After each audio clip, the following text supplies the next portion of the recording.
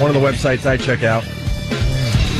And they're ranting and raving about the Christian Bale remix they did with Bill O'Reilly's Meltdown. Yeah. It is awful. You don't like that one? And this is going to be one of those things you've either discovered yourself or you're going to get to work and someone's going to go, oh, my God, you got to hear this.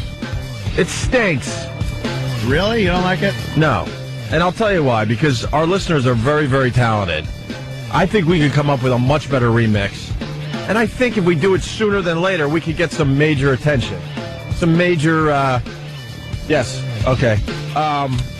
Yeah, we can blow that one away. It's awful. It's choppy.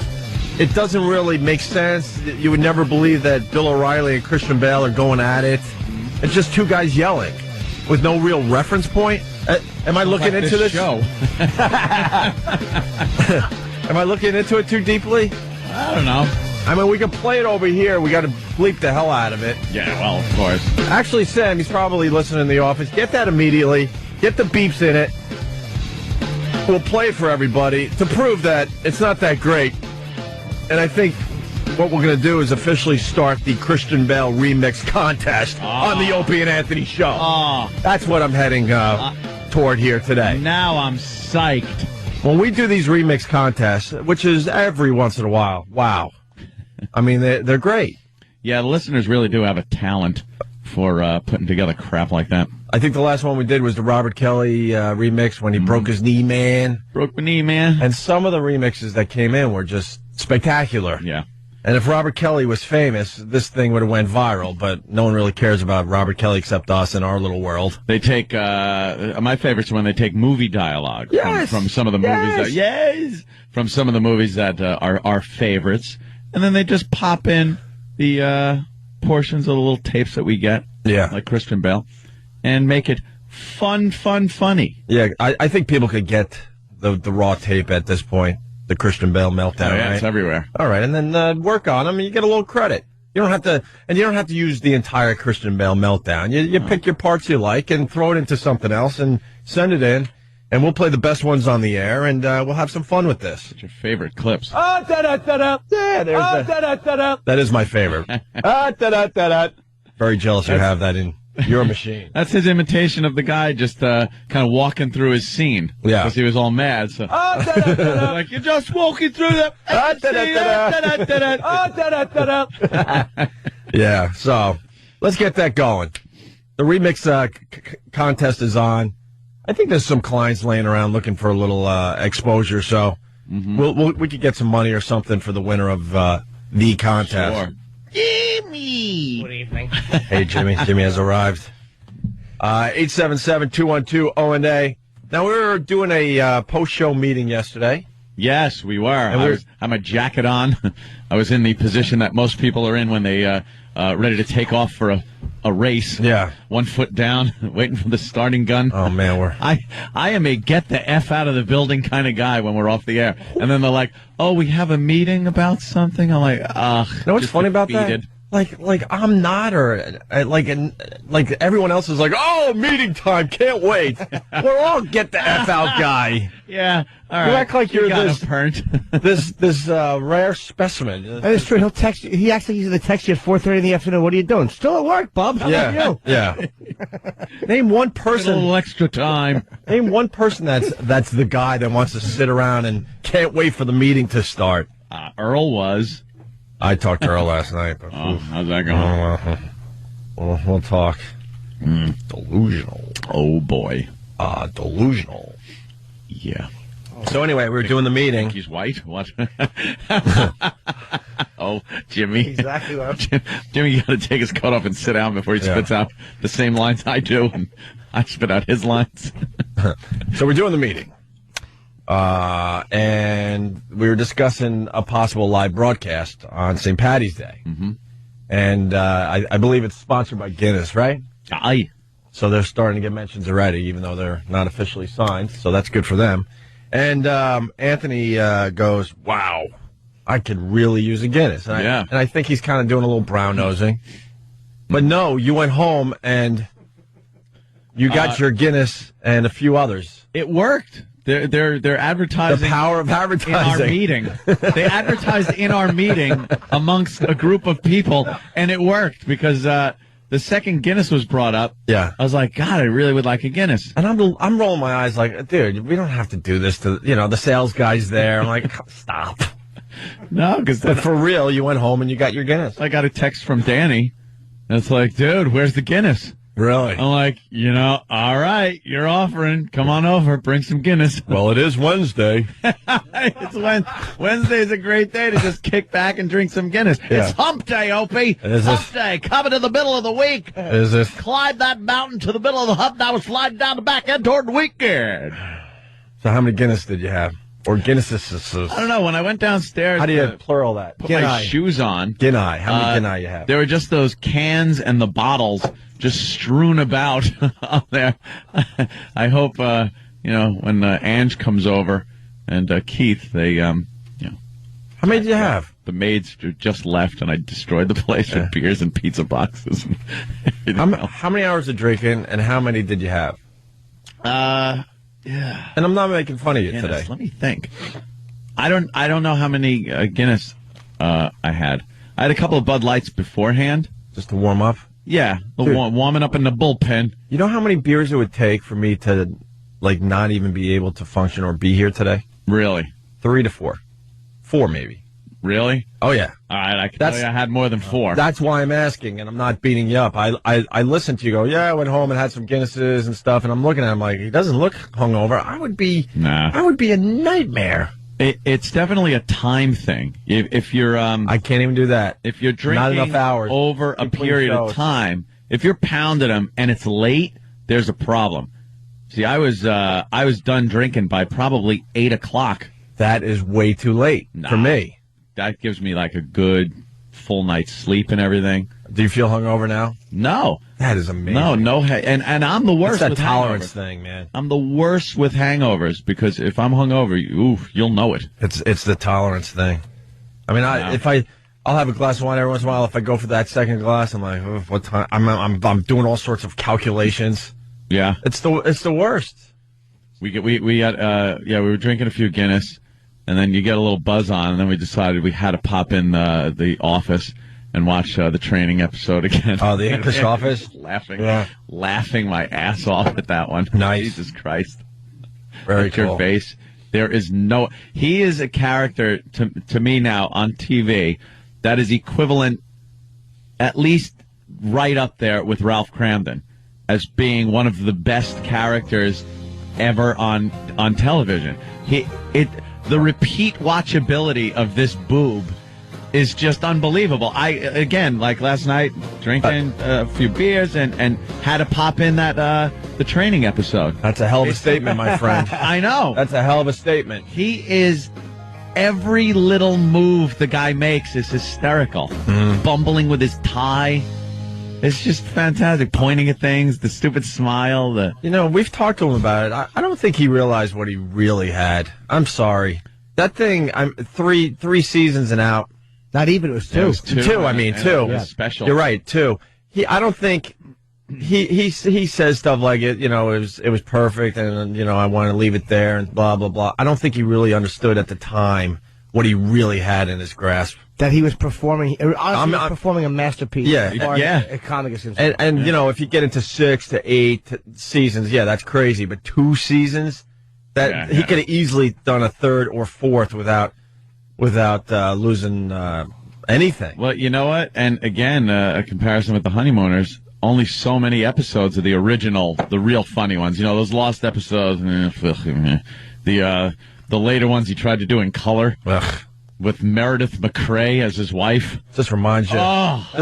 Just reminds you that you're going to get old someday. Horrible. I like keeping it in the black and white thing. But there were only, what was it? The original 39 episodes. Yeah. But that's only 39 episodes. That's 3 seasons. It's still, it's not that many. But back then, 3 seasons were a lot for those shows, no? Yeah, what were they pumping them out every week? I mean, all the shows we grew up with, if you'd be amazed how little Yes. They used to average 26 episodes a year. So you get 13 in the fall, 13 in the spring. So that really would only be a year and a half. Now they're doing like 20 when they do an average show. Mm-hmm. The Office was 2 6-episode seasons. Yeah, that was it. Extras, but that's typical for British television. Yeah, they only have 12 episodes, basically. This season, yeah.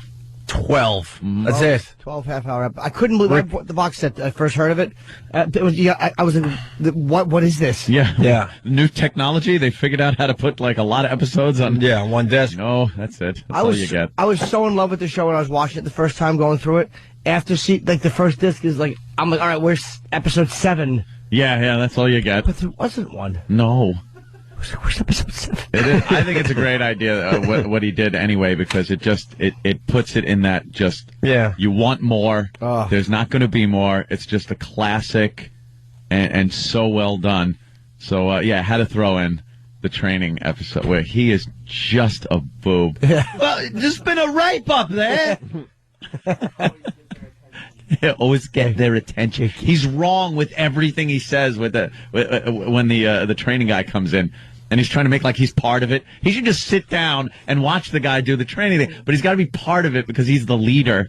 And everything he says is wrong. Like when he says, when he's talking, in the training video, the guy burns a little bit of money and he goes, you can't really do that. That's illegal. He's talking to this guy about how that's not real money. Yeah. And it's like, it has nothing to do with what they meant on the video. He's burning the money to make a point. And he's like getting so in depth into how illegal it is to burn with the queen, of the realm. Of the realm. Yeah, just hysterical. So it was a nice Guinness afternoon. Guinness afternoon. Guinness early and evening, the English Office. And then just bam, asleep. Yeah. That's it. Cool. That's how I rolled. All right, listen, just get warmed up. We'll go to the phones next. 877-212-0&A. Peanut butter lovers, stick around. Woof, woof. Wait till you hear what was going on in the peanut factory. Oh, no, not that peanut factory in Georgia that has all the salmonella? Well, there's, oh, jeez, I can only wonder. I wish it was only, salmonella at this point. Oh, really? Wow. Some workers are talking. Wow. Now, I hear it supplied peanut and peanut butter products to, like, secondary peanut butter stuff. Like if you get those crackers with peanut butter on it at the store. That kind of energy thing. But bars. if you're buying a jar of peanut butter, you're safe. I'm still drinking my peanut butter smoothies. I don't give a crap. Yuck. But is that Protein, my friend. Protein. Is the peanut butter safe, though? I don't know. Is it safe? Who knows? Are they? If the peanut butter's still on the grocery shelves, it's safe. Yeah. That's very dangerous. Be very careful. Be very careful, Sam. Is it safe? Yeah. So safe you wouldn't believe it. He just doesn't want that drill in his teeth. No, who would? The Marathon Man with Olivier. The beautiful thing about Olivier questioning Dustin Hoffman and the Marathon Man is there's not 1 ounce of giveaway to the menace he's about to unleash on this man. He's going to drill his teeth with no anesthesia, and he's pleasantly chit-chatting while opening the kit. He rolls his sleeves up. Enjoy your youth. He's having a little chat with him. Oof. All right, we'll get into the peanut butter factory story. Not good. Not good. No, well, I hate peanut butter. Don't eat it. Good for you. And Tiger Woods is about to play golf again. Is he? He had to sit out about 8 to 9 months with some injuries. Yeah. Guess who he's going to play golf with first? Greg Hughes. Oh, my God. I'd pay for that. You choke so bad. Huh? You think you'd choke? Oh, yeah. Like, you hit that first tee, and it's like, it's got to be straight and long. Just keep it straight. Wham, shank it. He would have to have some patience. I would show him some skills, like 1 or 2 really good shots. Like 1 or 2. Where he would go, wow. And then he'd do the one where he takes the club, turns it backwards, goes lefty, and just outdrives you. Yeah. You see that clip? It's hysterical.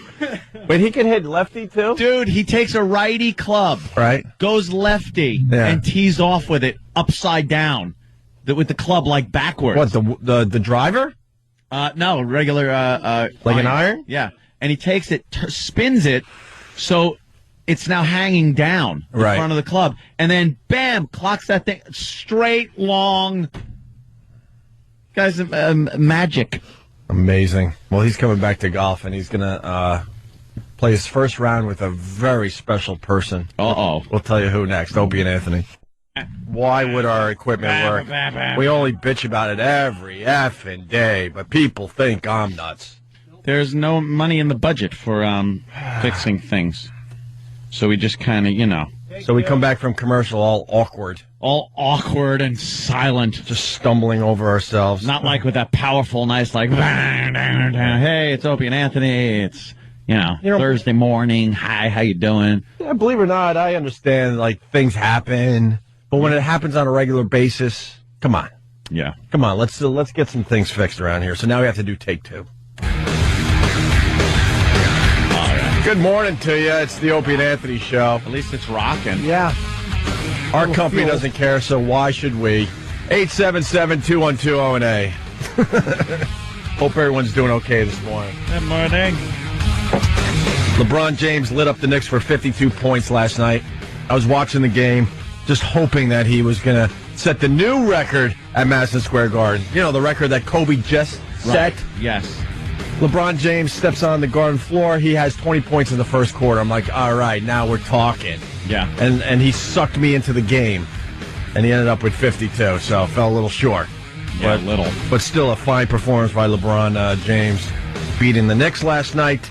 I heard that on the news on the way in. I was going to, kind of surprise you with my basketball knowledge. Oh, really? With my basketball knowledge at that.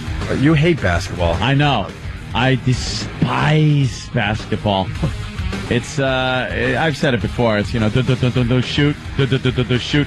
And the most exciting part of a game is, in any sport, is the scoring. Mm-hmm. And there's just too much scoring in basketball for it to be exciting every time they do it. When the scores get into the hundreds, it's just silly. It's the last part of the game, the end, when the coaching comes into play, when they're fouling people, doing the free throws, where the last, 10 seconds, last 10 minutes.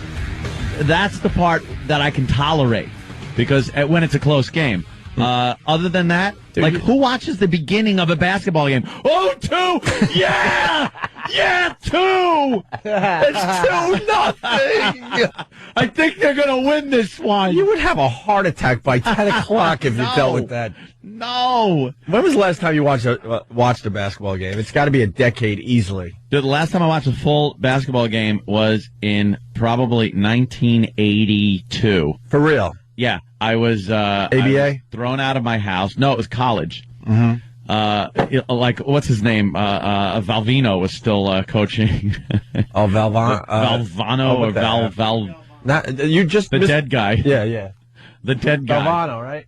Yeah, you mispronounced his name to a point. I'm like, wow, I forgot. Valvano, Vino. I don't know what his name is. I know who you're talking. But I was watching the whole college thing toward the end when they were getting into the March Madness. Yeah. And I kind of got into that because I was living in a house with a friend's house because I was homeless at the time.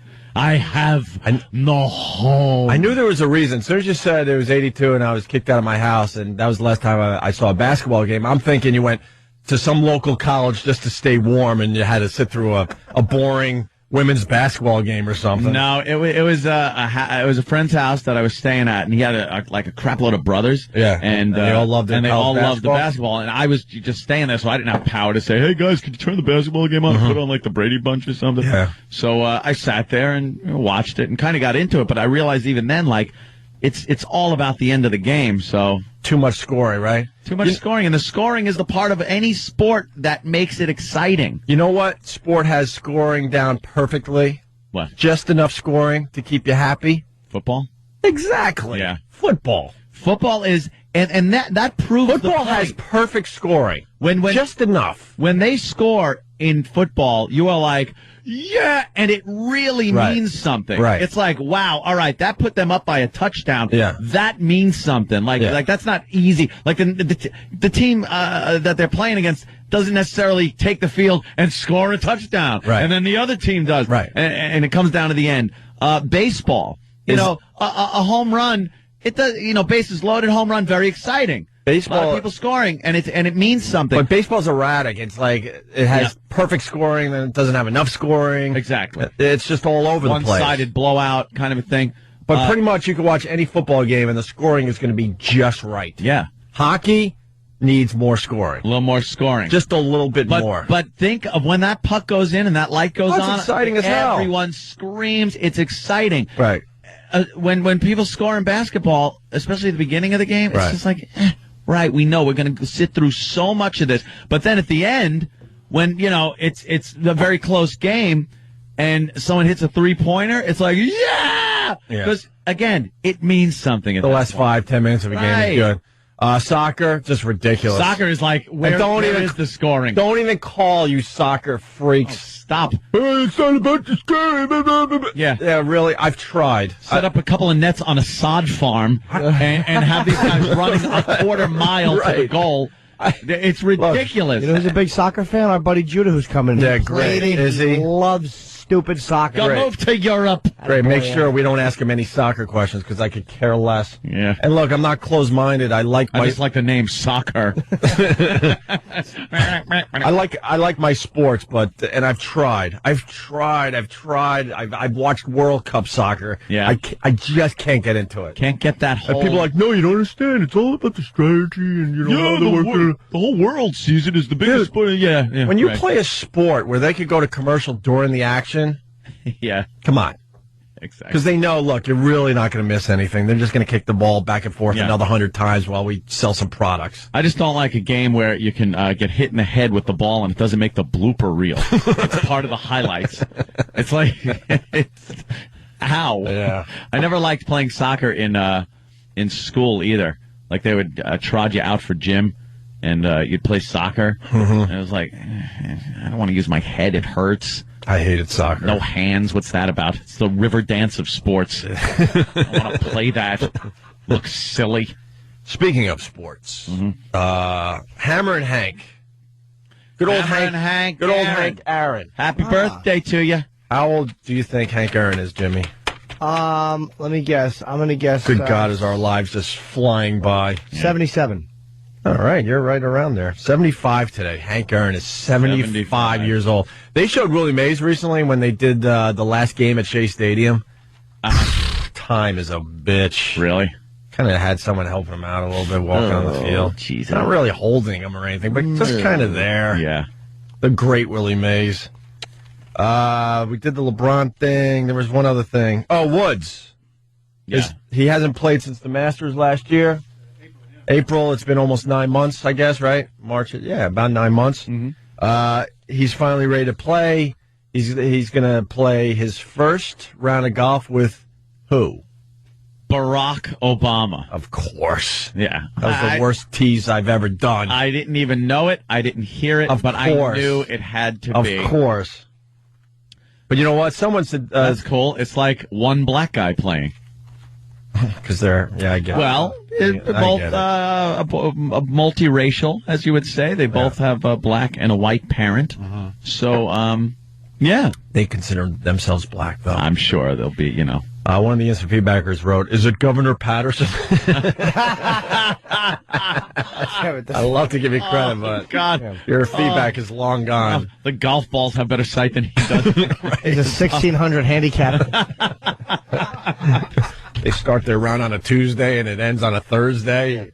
Tiger was just flown home. His kid's graduating high school. Right. Patterson. Don't tell my left. That's a peach, Governor. Right. Hitting it into the water. Whee! Yeah. So there you go. Not Governor Patterson. Woods will be playing Obama as he makes his comeback into the PGA. What kind of game does old Barry Hussein play? Easy. Is he good? What? That's his name. What? It's his name, Barry, and his middle name's Hussein. So I call him Barry Hussein. Wow, this didn't take too long. It only took 38 minutes. How's he playing? What's his handicap there, Stunt Brain? That's something I could tell you, but I get in trouble. They haven't released it, but he looks like he's got a pretty good swing. He's athletic, all the basketball. You can't figure out what he shoots on a golf course. It's got to be out there somewhere. I'll see if I can find it. You could get an unofficial handicap for the guy. They're not welcome at Bushwood. I would say that Barack shoots about... He's breaking 100. I don't think he's breaking 90, though. He's 18 to 20. Yeah, I don't think he's breaking 90. And it should be mentioned that Roger Staubach... Yes. Jimmy, a big Cowboys fan, is 67 today. Yeah, exactly. Hank Aaron was always old to me, but 67 on Staubach. That's crazy, right? That's old. Okay. Golf Digest lists him as a 16. Wow, we almost nailed it. That's pretty good. Almost nailed it. That means he is breaking 90. Doing about an 88 every time out. Another one I saw that wasn't quite sports related, but Christopher Guest. Yeah. Is 61 years old. Shut up. Dude. Is that really? Wow, you're right. 61. What the hell's going on? Nigel Tufnell from Spinal Tap, 61. What's up with this time thing, man? I don't know. It just keeps ticking along. I thought we were going to be the generation where they figure out how to live forever, but I guess we're going to fall short, too. I guess Great. everybody thought Thanks. that. Thanks, scientists. Thanks a lot. Yeah. When I was a kid, I'm like, you know what? I started doing kind of figuring out in my head. I'm like, you know what? We have a shot at this. We could be the generation. The immortal generation. Right. No, we're going to fall short. Thanks, scientists. They just figure out how to tack more of those horrid old years onto the end of your life where, the sickness comes in and all that. They tack that on. They've given you a few more of those years. Dude, I'll tell you, though, I was in the gym the other day. I saw Regis working out.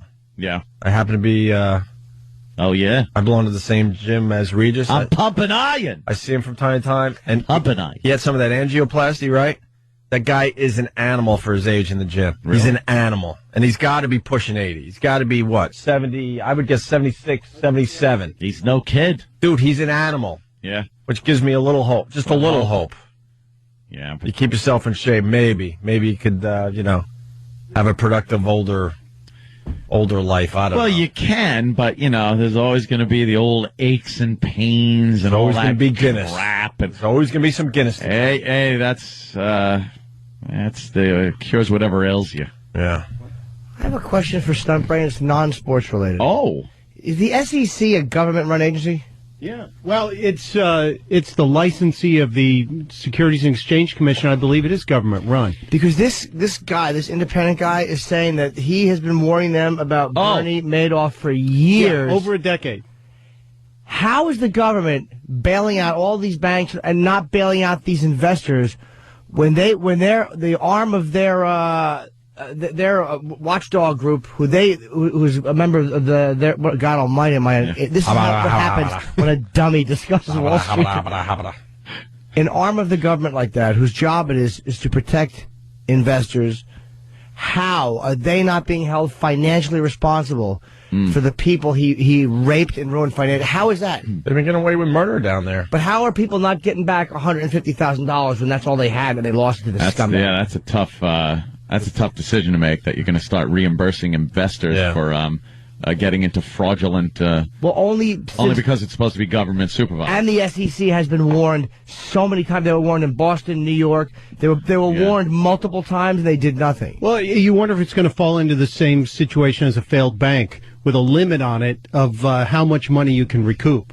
Because, the limit on your bank stuff is $200,000 right now. But it's amazing. If there's something illegal going on and you profit, the government doesn't limit how much they can go back and take back from you. That's right. So, and they don't limit that.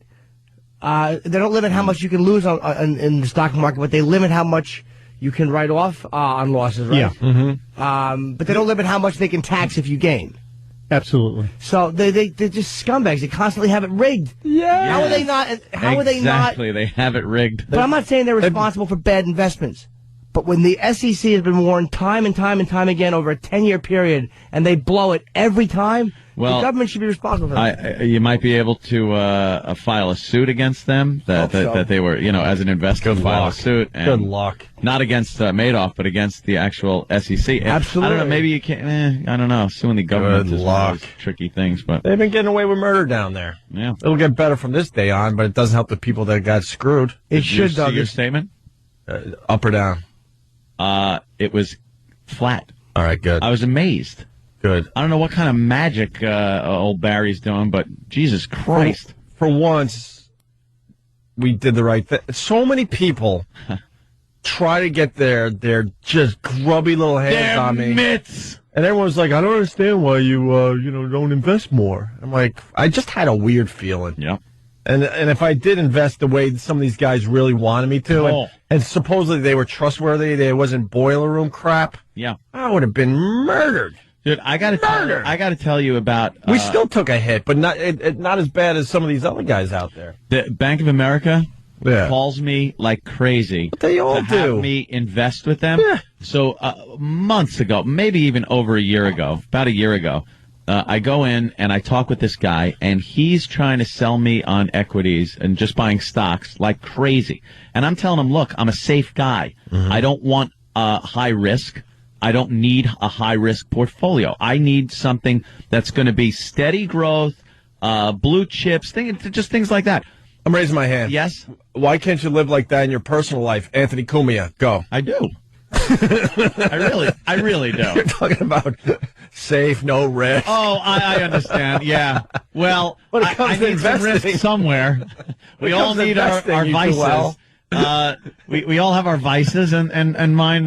If your personal life was a portfolio, wow, I'd be a safe guy. Wow. No, but if your portfolio was your personal life, you would have invested everything you had in an experimental drug that cured hangnails. Right. Oh my God. That. You'd be on the street crying. You'd be down there in the Bowery, even though that's old school stuff. A bum. You'd be a bum. A bum. Well, what'd they say at Bank of America? I talked to this guy. I talked to this guy for over an hour, and he was just one of these, and I could spot him a mile away. One of these shady, just trying to get the commission kind of a guy. So I talked to them, told him what I wanted. He goes, okay, come back next week. We made an appointment. He goes, I'll have a whole thing laid out for you that shows, exactly what you've been talking about and we've been talking about. This guy didn't listen to a word I said. I came back a week later. He pulls out this all these speculative sheets of what I should be in and stuff, and it's all stocks, high risk. And I looked at him and I said to him, did you listen to a word I said? I go, look what you have me in. You should have tracked that stuff to see where you'd be at. Well, today. He was telling me, he goes, oh, wow. He goes, you want to know where the Dow's going to be in a year? Uh-huh. He goes, you want to know? Please say 10,000. 10, dude. He goes, I'll tell you right now, you're looking at 15,000 for the Dow. 15,000. Are we? And I go, if you could predict that, why are you sitting in that seat? Right. I tell him that. Why are you sitting in that seat? Exactly. I go, there's no way. And the Dow was over 10, and it was on, an upswing. Everybody was feeling pretty good about things. But I'm not the high-risk investment guy. And he did. The point was, he didn't listen to a word I said. None of them do. So I did it as a courtesy. Because they got their own agenda. Because I'm always going to stick with Barry. So I just did this as a courtesy and to stop him from calling me. Every day he was calling me. So I'm like, all right, I'll see what this guy has to say. You know what he said? Nothing. He was trying to swindle me like these asses you read about in the paper. So go screw. I hope your clients got taken, and I hope they were stupid enough to listen to you. Yeah. And now you either got fired or one of them choked you. Let me get into this. Barry, love him too, but his bedside manner stinks. He's the most boring guy I've ever met in my life, which probably is a good thing. That means he's focusing on just dumb stuff. Yes. So he doesn't fill that brain with actual stuff that could be fun to talk about. Dude. But, I'm now married. Most people know that, and life insurance and all that, and wills. And his scenarios, he came over one day with me and my young new wife. Well, let's just say that Greg is driving to Long Island and dies in a fiery car wreck. Or a frostbite. Right. Right. Thank you, Jim. But, let's just say, here's the scenario. A fiery wreck could eat up your wife. Right. Here's the scenario I lay out for you. He's driving home to Long Island to visit his family, and his car explodes, and he's trapped in the car, and he's burning. And I'm like, what are you doing? The skin is bubbling off his body as he's clawing at the closed window. Right. You're like, Barry, do we have to do that? I know exactly what you're talking about. That's Barry. I know talking about life insurance and wills is just a creepy subject for anyone. So you make it very basic. Yes. But he gives you scenarios. Well, let's say he all of a sudden spots something on his skin, and a year later he's down to 45 pounds and he's in a hospice. Dude, he comes over to my house and does the same thing. He's he's morbid. Yes. He's a morbid guy. I think he'll sit down, and I don't mind talking about my investments. He's very concise about showing you where your money is going. He's very good. He's very good at what he does. He keeps his eye open as far as politics goes, so he knows politically how that's going to affect finances, and accordingly he'll work your stocks. He's like the businessman. Does he invest for you, or is he the guy that oversees the investors? Like, he'll deal with the brokers and stuff like that. He'll invest. He'll take your money and alter where it goes, but keeping in mind that you want to be conservative. You want, like we work through charts and everything where I want my money in these types of investments. That's very safe. So very safe. So he'll put him around in similar things, but he'll move stuff around if you see something on the horizon coming up. But he'll sit there, and I don't mind going through the business end of it, but then he'll be like, and not even about me. He'll just be, I have this client, can't say his name, but he lost both of his legs in an industrial accident. And he just didn't have the insurance. And I'm sitting there going, I don't want to hear this. He did say another scenario. He goes, Greg makes his living using his voice. It's not far-fetched to get, throat cancer. I'm like, what are you doing? Shut up. Shut the F up. All right, we'll get a will and some life insurance, you idiot. We all understand that, that something's going to happen to all of us eventually. He comes to the door with a hood over his head and a sickle. And by the way, everyone dies horrificrifically. Some people die what they love. Everyone, like the skydiver. Everyone dies a horrific death. I've been reading this book on all these very famous people, and then their story always turns to how they died, and it was tragically. We all die tragically. Maybe a very, very tiny percent of us could live to a ripe old age with not many medical issues, and you die at your summer home with the summer breeze coming in the window with your family around. But the rest of us, we will die horrifically. With that, That is just the reality of living a life. Yeah, here it is. You're looking at the waves with your big pudding head brain tumor from ER. You got the nurse in your room, and she's giving you just enough morphine just to make it a little easier to see the angels. There it is. I think I see the light. There's a light. And, the cool breeze is blowing in from the palm trees as the huge sliding glass doors open, and the kind of transparent white curtains are slowly blowing in the wind. That's wonderful. You die. And then death comes in and hacks you to pieces. Right. Because I'm so sick of reading about famous people and stuff, and they always have to turn it with and tragically. Yes. Yeah, that's how it ends for everybody. Yeah. Tragically. Oh, there's a Mr. Death here. Don't come back. The salmon mood. Shut up, you Americans. Mr. Death here. So, Barry, shut up with your scenario. Yeah, let's just talk finances. Hey, did I tell the story on the air? Because it goes with what we're saying. I was at that restaurant. Did I just tell you guys? One? No, over the weekend with my brother and my sister-in-law. Did I tell that story on the air? I don't know. I don't know. Because some of the stuff we just tell to each other. I'll tell it again just in case. I think I might have. I was at dinner with my brother and my sister-in-law, their two kids, and my wife, and we're having a wonderful meal somewhere in Jersey. And the guy who owns the restaurant is a really big fan of the show, so he comes over and says hi, and then he talks about this. It's horrible. Then a cop got shot in the throat. Well, how's the Italian food here? Shut up. Some guy was bumped into you coming out of the toilet with something in his hand. He goes. A cop friend of mine is also a really big fan of the show. He's. I think his wife was pregnant with their fourth kid. I think it was 4 kids. And all of a sudden, she had a little problem down below. They take her to the hospital. She's bleeding out. Did I say this on this? Oh, I did. Anyway, just for the people that didn't hear.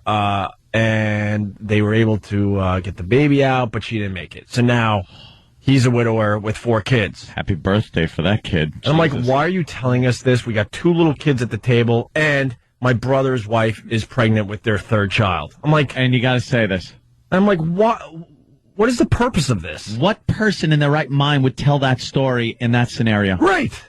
Why does that story come up? Maybe pull me aside and go, look, the guy's a big fan, and he's obviously going through hell right now. But to announce it to the table, right after my brother's like, "Oh, my wife's expecting," I think that's what made him think of this story, because my brother goes, "Oh, she's pregnant with our third child, due somewhere in August." Oh, really? Speaking of, and then tells this horrific story. Just say it. Club Soda Kenny said it. Yeah, he would. You know what? He would. That's what I want to say about Barry. I want to give Barry Club Soda Kenny's number. Those two would be the best friends ever. Yes. So did you hear? Yeah. Yeah, that would be. Let me tell you about a body I saw. It was a child after a car wreck. Yeah. Oh, I hope they were insured. You know, one time, I know there was a head-on collision, and the entire family went through the windshield. Really? Tell me all about it. That's terrific. Yeah, terrific. I need to hear more. Two of them on the phone with their pants around their ankles, telling death stories. Right. You know, the tragedy's one part of the fun, but you ain't had the fun of telling the family a loved one's dead. Right. And then he'll say, "Oh, yes, I have, because I've got to tell them that they had no insurance and they have to pay for everything." And then they both giggle. Two schoolgirls. I hate those commercials, too, where they show the old couples, and it's like, "What are you doing, hon?" They're always drinking coffee in their kitchen. Yeah. It's like, "What are you doing, hon?" "I'm looking at life insurance." "Life insurance?" "Yes, we don't have enough." And then as the voiceover's going on, it's old people pointing at pamphlets. Mm-hmm. They are just constantly pointing, and I'm like, what could they be pointing at? A Colonial Penn, life insurance. And then some dumb paid celebrity comes out and talks about how it only costs $5 per unit. Yeah. And then you see in the fine print, 1 unit is $10 of life insurance. You need 1 million units to pay for your coffin, you fossil. I've changed my tune now that I'm married, but beforehand, Barry's like, if you die, you don't want the government, taking your money, do you? Yeah. And I'm like, I'm dead. I don't care. And this is really how I felt before I got married. I don't care. Yeah. That doesn't bother me. I don't give a crap. We have to make my money after I die. We have to make sure we've taken care of our final expenses. Yeah, final expenses. Final expenses. Ugh. That's what they do. And then they always have some morbid story in the commercial. "Oh, June's husband, it was so sudden. She's left with funeral costs." "I won't let that happen. We don't want to be a burden to the kids." "You have been for years." They're just waiting. They'll pay the final expenses. At least that means final. June's husband was found with a belt around his neck in the closet and pornographic magazines at his feet. But now they can live their lives better because they took care of that. Yeah. Shut up. Oh, and now point at the pamphlet. Yeah. Robert Klein had a very funny bit on insurance commercials and how they how the advertising is structured. It's Robert Klein at Yale. It's many years ago, but God damn it, was it funny. Good. Yeah, it doesn't help. He was funny back in the day. It's great. Yeah. One of the best ever. He influenced a lot of people. Oh, Klein was one of the master, man. Yeah. I was just reading about that the other day, too. Get old Robert Klein stand-up stuff from like 75. I think he did the first HBO special, actually. Wow. I don't think it's Marlon. I think it was him. All right, we could continue with that. We never got to the peanut factory story. Oh. The workers are talking. We'll get into that. Teasing like the goddamn news now. You said it's deadly, and we're going to tell you about it, and now you didn't say it. I didn't mean to do that. I'm sorry. Also, Christian Bale, they remixed his rant with O'Reilly's rant. He's a naughty guy. And this is going to be all over the place today. You've either found it on your own or someone's going to turn you on to this today. I personally think it sucks. So we're starting the Christian Bale remix contest. We don't know what the prize is yet, but we'll figure something out. So take the Christian Bale audio and do something fun with it. Kind of like what you did with the Robert Kelly thing, using movie clips or whatever. Stuff from our show. Yep. And we'll play the best ones on the air, give you a little credit, and hopefully we'll have a nice little prize for you as well at the end of it, okay? Right. And after the break, we'll play the Christian Bale O'Reilly thing, which I think is a C at best. But they're ranting and raving about this on all the websites today like it's the greatest thing ever. That and, wow, just lots to do today, so stay there. Opie and Anthony. Yeah, we got a busy one today. It's the Opie and Anthony show. I think tonight is the big night for Jim Norton. Oh, yeah. He starts his Caroline's run, right? Yeah, tonight through Thursday. Tonight through Sunday. 212-757-4100. Yes. All right, listen, we got two things. The Christian Bale O'Reilly thing or the Peanut Factory. Which one you want, Ant? I go to you. I would say I want to know about the peanuts. Okay. The recall is, the list is getting bigger and bigger. I'm still eating my peanut butter because I love it. Because, stupid me, I get a lot of allergy attacks, so I self-diagnose myself like everybody else out there. So I decided that I was allergic to peanuts and stopped eating my favorite thing in the whole world for 5 or 6 years. Finally went to an allergist, which I should have done to begin with, and the lady's like, hey, dope, you're not allergic to peanuts. It's like ragweed and all this other crap and cats and dogs. I'm like, really? So I went right back to eating my peanut butter. But people are having problems with their peanut butter. You've never liked peanut butter? Oh, my God. No, it's like, I like peanuts. I don't like peanut butter. So then you should go with some of that natural peanut butter that has a lot less sugar and crap in it. I think it's the texture thing. Just don't like it. Yeah. It's like, Even crunchy yet? Crunchy rules. It's like duty. Crunchy peanut butter rules. I don't like eating things that are like duty. Speaking of duty, what kind of hat are we giving E-Rock tomorrow? Duty. Are we doing the cabbage? The cabbage thing? Cabbage hat. Or cabbage hair? Get a giant, big cabbage head and then cut it out like a helmet. Yeah. And then smear stuff on his head to hold it on. Yeah. And then smash it on his head like an oldie-style football helmet. We're going to have to get a few cabbages and then just kind of like paste it all together on his head. Yeah. Make it look like an old school like swimming cap that the... like the old ladies wore with the little flowers on them and stuff. Yeah. Someone's suggesting watermelon head. Sardines. All right, here's the peanut butter buttermilk on his head. The workers are talking. The workers from the peanut factory are talking. They're talking. And my CD player's not talking.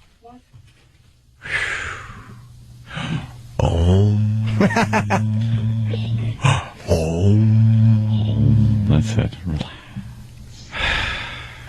The stories Jonathan Prather is telling, a peanut factory with incessant roach problems and more. A rat was dry roasted in the peanuts. A rat was. Where do you get those? A rat was fry roasted in the peanuts. It sounds delicious.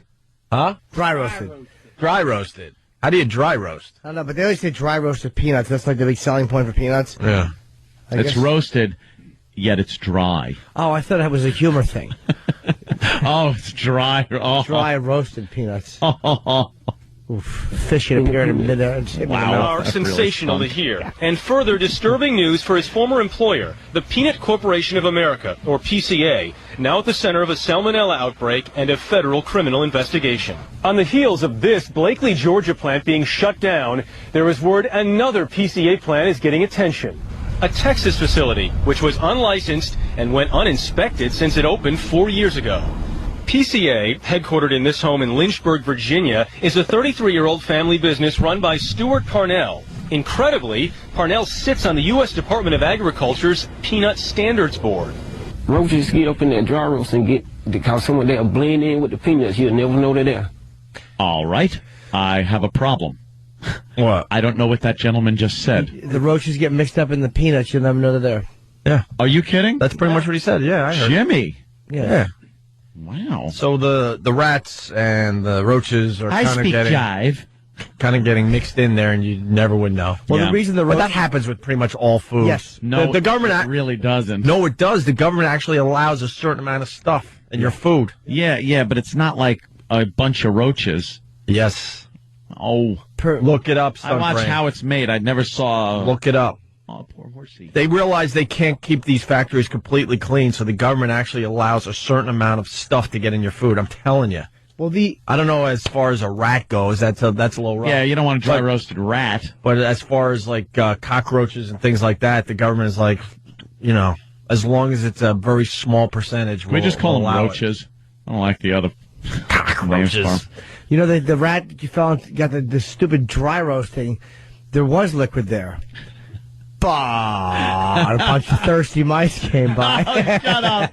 Don't try to cover up your bomb with mine. No, that was it. I was trying to find a way to tie in thirsty mice with dry rats. Yeah. Didn't work well, but we got the thirsty mice theme going again.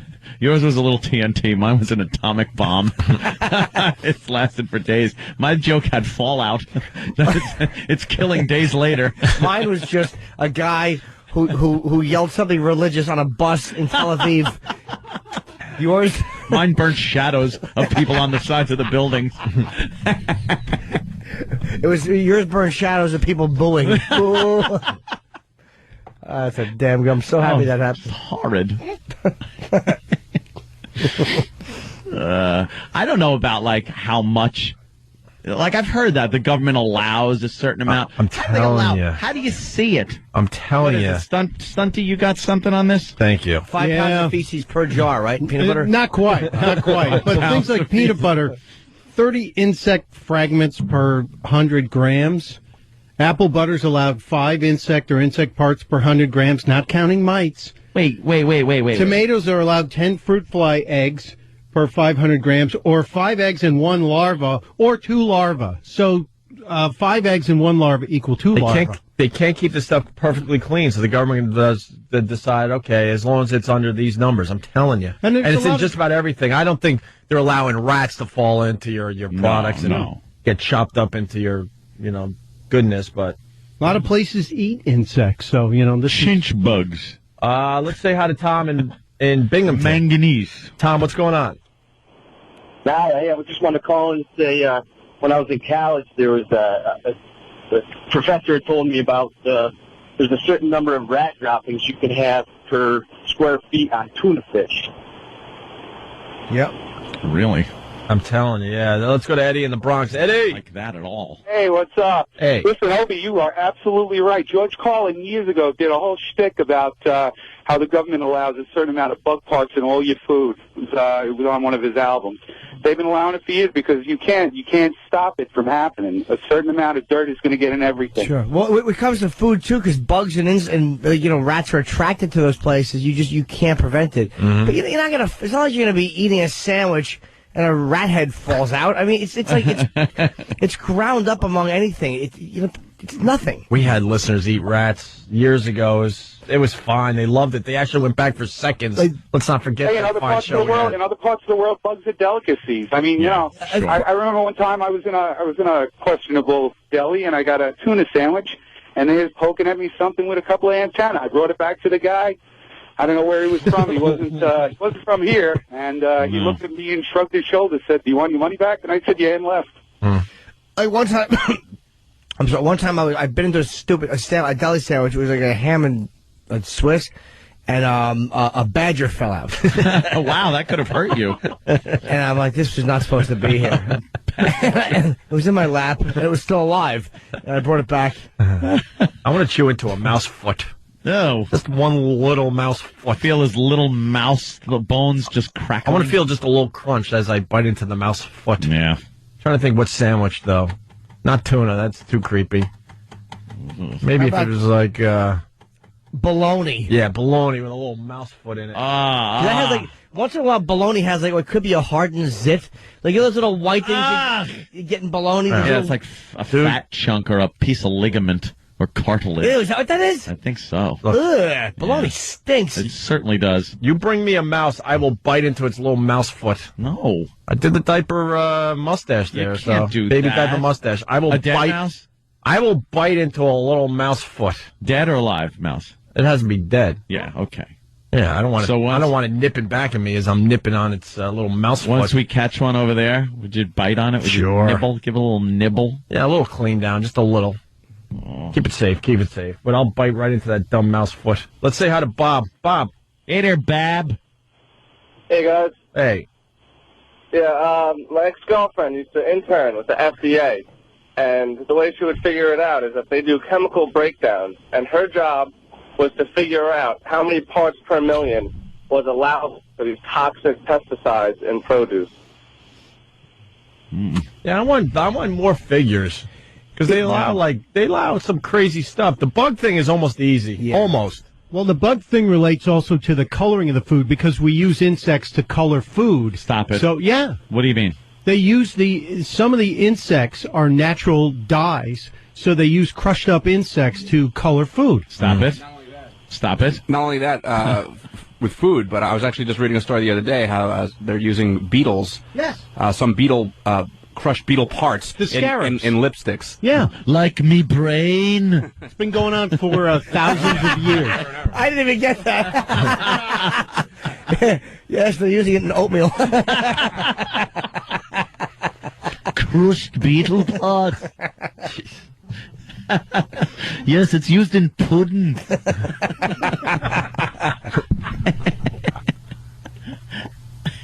I don't know why it's always pudding. Every time there's so many rocks, but or oatmeal. There's so many others. Oh, yeah, you're right. It's hard. Yeah, it's hard. What, you think it was a goopy tumor? No. Poor George. Would you guys eat bugs? No. Let's bring some bugs in here. Nope. Some safe bugs. Let's try some bugs. We've had people chew down those goddamn big the hissing cockroach. Hissing cockroaches. Yeah, we're not going to beat that. That was yeah. Can we get that audio? You heard it crunch. Let's play that after the break. You heard the people kind of like it's screaming, crawling in my mouth. You guys have heard the hissing cockroaches by now. It was Pat Duffy, the great Pat Duffy, that we got to bring back to the organization somehow, some way. He's not here? I haven't forgotten. How long ago did we lose Pat Duffy? In a couple months now, unfortunately. Really? But I swear I thought he was still around. I miss him and I miss Roland. Yeah, we'll get both of them back eventually. Miss Roland. Can I tell you? We haven't forgotten. How much? I would like to know how much stuff you're allowed to have poison-wise on your. There's all that stuff they allow for. Because I heard that like every head of lettuce is allowed like enough pesticide to wipe out a small family of bison. Is that true, or have I heard incorrectly? You might have heard incorrectly. Yeah. Maybe. Let's go to Steve in Wisconsin. Steve. Hello. Yes. I moved Why, to you're making fun of my Wisconsin voice. Hey, Men's Health Magazine. Speaking of bison, he just trampled that joke like it was a prairie.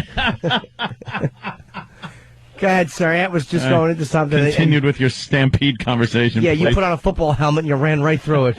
Go right ahead, Slaughter. Go ahead. Hey, Men's Health Magazine. I got the other day. Should be like this month. Actually has a list in one of the columns about like how many maggots that are allowed to be in actually cans of crushed tomatoes and crushed pineapples. So if you have your stunt brain, look up the Men's Health Magazine. There's a whole list of them in there for you. There you go. All right, we'll do some more research. The phones are lit. Keith on Long Island. Aww. Keith. Hey, yeah, it's not just lipstick, too. You've got, like, ruby red cranberry juice, everything that you're going to be drinking that's red. You're going to be drinking crushed up beetle parts, too. Yeah. Come on. Yes. Nah, seriously. That's where we get our red from, is beetles? Come on. Well, remember red dye number 2 and dye 14 back in the 80s? They said it was cancerous. Why can't we so just... we went to natural products. Why can't we just use period juice? Well, there's nothing more natural than beetles. I guess, right? Alrighty. Yikes. Zoiks. I would assume, and call me silly, but I would assume that there is a plant or a berry or a flower that could put coloring in a food that we wouldn't have to use bugs. Right, I'd rather... What type of bug is red? How about a ladybug back? Okay, that's orangey, but it's got some black spots on it. To what? What bug is red? It's the dung beetle. Cochineal beetle, I think. How would you know that? What? Because he's stunt brain. They use cicada testicles. How do you know this? They're just red. And it takes about 150,000 of them to make the one lipstick. So they're getting a bunch of them. Yeah. Poor bugs. Is it really that many to make a little one? Yeah. How come nobody steps in? I think bugs suck. And I love to hit them. Yeah. But how does nobody defend bugs? Because they outnumber us in population on this earth by kabillions. But if they're being mass-produced just to murder, what about PETA? Where's PETA? They don't care about bugs. Why don't they, though? I think rare bugs they care about, like if, we're displacing some kind of They don't care about bugs because they don't understand them. If you don't understand something, why would you care about them? No one wears a bug coat. Right. Not true at all. I saw a very old lady. It's a sign of wealth now. The mosquito jacket. It's upside down electrical tape with 400,000 mosquitoes thrown on it, and they're alive. And your jacket flutters, and you look fancy. Ooh, look at her coat's still alive. It must be new. Let's say hi to John. I don't believe that. John in Philly. John? Hi, John. Hi, John. Page 101 of that Men's Health magazine. I have the foods and what they can contain. Okay, Opie, peanut butter, 30 insect fragments or 1 rodent hair per 100 grams. All right, 100 grams. Yeah, let me think of this. Is that a lot? How much peanut butter is 100 grams? Like, give me something I could, sink my teeth into here. There you go. Oh, thank you, Jimmy. Put that back to later. A gram is a raisin? A gram is a raisin? Yeah. One rodent hair per raisin per size? 100. Per 100. Oh, per 100. That still doesn't really give me a like good... a box of raisins. If I had peanut butter... More than a would little it box be of the raisins. size of a baseball-sized peanut butter? Like that would... I need... no, it'd be about... 1 can. It's 32 grams for 2... It's 16 grams a tablespoon. So you're talking about a 7 or 8 tablespoons. 7 or 8 tablespoons. Each one of the... You can each have 7 or 8 rat tablespoons. One rat hair? Yeah, the point is... That's a lot of rat hairs that are allowed. No, the point is you don't even know it's there. It sounds gross. Well, no, and you all don't, that, because it's kind of mixed in with the peanut butter. It sounds gross, but I mean, it's one minimal. allowable rat hair per 16-ounce can of peanut butter. Oh, so that you'd allow one rat hair per... rat hair in that... Allowed. Wait, hold on. You just said it was per 7 or 8 tablespoons. Yeah. There's more than that in there, no? No, this has 14 servings, and each serving is 2 tablespoons. So more than Okay, one so rat that's a hair, lot right? more. Yeah. How many grams is that thing of peanut butter? Let's hop to it. All right, I They don't have conversion. Please. You have the conversion app on your iPhone? Come on, I know, exactly. John, what else? Boring. Do you have that? All right, canned potatoes, 5 fry eggs, and 1 maggot per 500 grams. Wow. Scrumptious. Yeah. Frozen broccoli, 60 mites per 100 grams. Popcorn, 20 gnawed grains or 2 rodent hairs per pound. Gnawed grains. I want some gnawed grains. Here it comes, Anthony. All right. 6 potato chips, 6% are rotten Yeah. of every bag. Yeah, you could see those, though. Mm-hmm. And then finally, ground cinnamon, who cares, but 400 insect fragments and 11 rodent hairs per 50 grams. Thank you. And Yes. a frunkus. And 6 R's per frunkus are allowed by the government. No more. What's up with the rat hairs? That means those things are just... They're everywhere. They're just kind of walking around everything in the factory. So this is 462 grams. Yes, sir. So that means what? How many rat hairs? 4 rat hairs. 4 rat Four hairs. and a half rat hairs. In every little jar of Skippy. Jesus, that's disgusting. That's great. Could the government say a little? How about 1 per case? Yeah. Keep the place clean. What are you doing? They're Sweep trying. up. They're Sweep. trying. Put some stuff around the edges of the building so rats can't get in, and then kill every rat in there, and then make sure no rats get in. There, problem solved. Make a metal building. Who's the supervisor there? Willard? It's creepy. Let's say hi to Drew from Akron. He's a USDA inspector. Okay. I doubt it. What's up, guys? We'll finish with Drew, even though everyone has something on this. Yes, Drew. Yes, Mr. Bennell. First off, your call screener's awesome, but whoever that is. But in eggs, you're actually allowed 1/3% of visible fecal matter on the outside of eggs. It is a caper. Rat turd. And Come on. here's the thing about the Invasion of the war Body paint. Snatchers? The war paint that you're Okay. the war paint that you're I can't hear you that well over this connection. Yeah, right. Come on, Drew, let's go. The war paint that your women put on their face actually contains quite a bit of chicken blood as the dye that's red.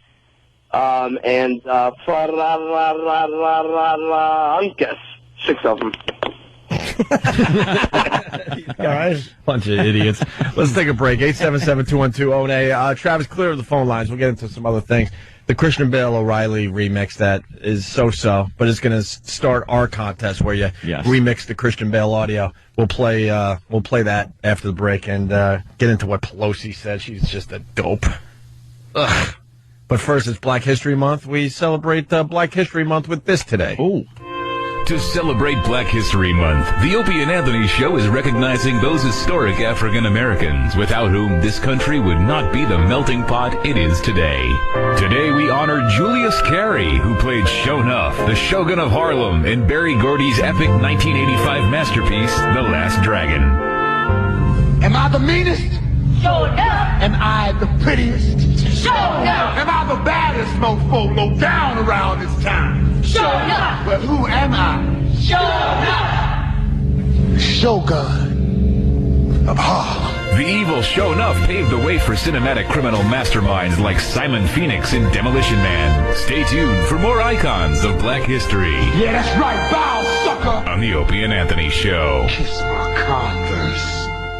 All right, moving on with the Opie and Anthony Show. We were talking about sports a little earlier, and we forgot to mention that Barry Bonds, oh boy, what's going to happen with this one? Tested? Barry Bonds failed 3, steroid tests in 2000 and 2001. That is finally coming out. Zoinks. How has that not been public knowledge for all these? How is that sealed? Yeah. That is crazy. That's 7-8 years ago.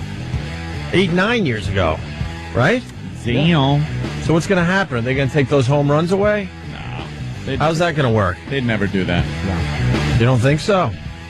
Steroids are illegal, and he's testing positive.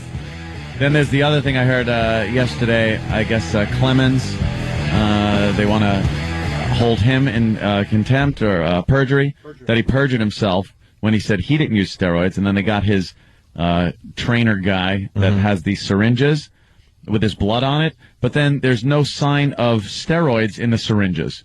So that pretty much blows that out of the water. Everyone's like, well, if his blood's on it, it's like, yeah, but could have been used for anything. There's no maybe a B12 shot. Yeah. No, the perjury is for when he stood up in George's box and implied that he would help the Yankees win that year. Goodness gracious!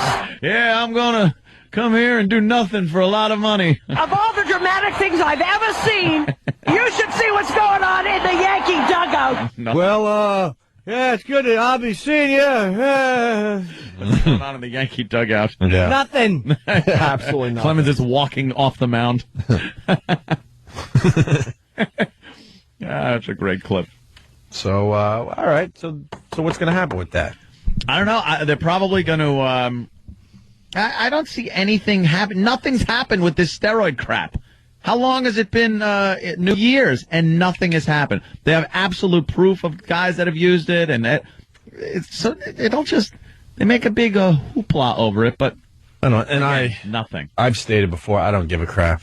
I want to see monstrous home runs. I want to see animals out there pitching 110, 120 miles an hour. I want him at the plate. I don't care. Standing there like one of the Transformers. Yeah, exactly. Blasting home runs. I don't give a crap about their personal lives. And guess what? They're not role models. Shut up with that role model crap. Yeah. I want to be entertained. And if that means, like you said, they're just monsters, perfect. It's all show business, man. Yep. Yeah. Sports is nothing but show business. Advertising everywhere. It's show business. If it makes these guys put on a better show, so be it. You know, eventually they're going to have to shut down football. You know that, right? Why? Because these guys are going to become so big, and they're all going to be monsters that just hitting another human being is going to break them in half, and they're going to have to shut down football. Yeah. We're heading in that direction. Because there's going to be no way they're going to be able to protect these guys. The injuries are going to get just more and more horrific. People getting paralyzed, and they're going to have to go, well, that's it for football. Can't do it anymore. These guys are too big and too strong. I don't want to throw the literal monkey wrench into your scenario there, but think about it, though. Has it gotten safer over the years? As far as people being paralyzed, and I mean pro football, not It certainly has, but the hits are getting more and more vicious. Yeah. And eventually, what are they going to do? They're going to have to say, we're done.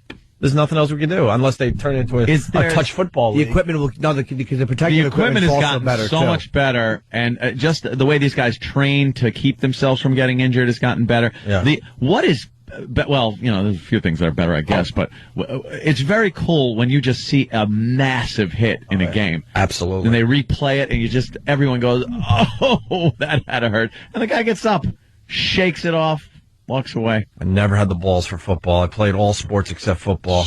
When those guys run headfirst into those pile-ups and stuff, I'm like, what are you doing? Stop it. I would get... What are you doing? Like when they have one of those big pylons because somebody may have fumbled the ball, and you just see a pile of monsters on top of somebody.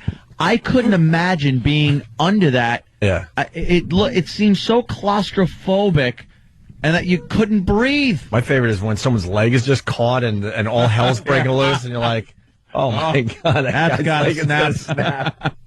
How do you do that? I don't care. There's not enough money in the world to do that. That's crazy stuff. I think Sports Illustrated or something did a story on the people telling stories about being at the bottom of a pilot. Really? Yeah. Where they said that the things that happened to you. Abu Ghraib prison? Yeah. Yes. Lindsay, I forget, Lindsay England comes in and, yeah. Their mullet. Looks like John Larroquette. There's, they gouge at your eyes, they poke you. Wow, really? They pull it up online at all because there's some cool things that happen. You can't see, the refs can't see, so. They punch you, you get punched all the time. They really try to hurt you when you're at the bottom. They get stepped on, they said punch in the testicles a lot. Ow! Really? Well, when you're hitting a guy in a football uniform, the testicles are like, where else are you going to punch a guy that's going to hurt him? True. Oof.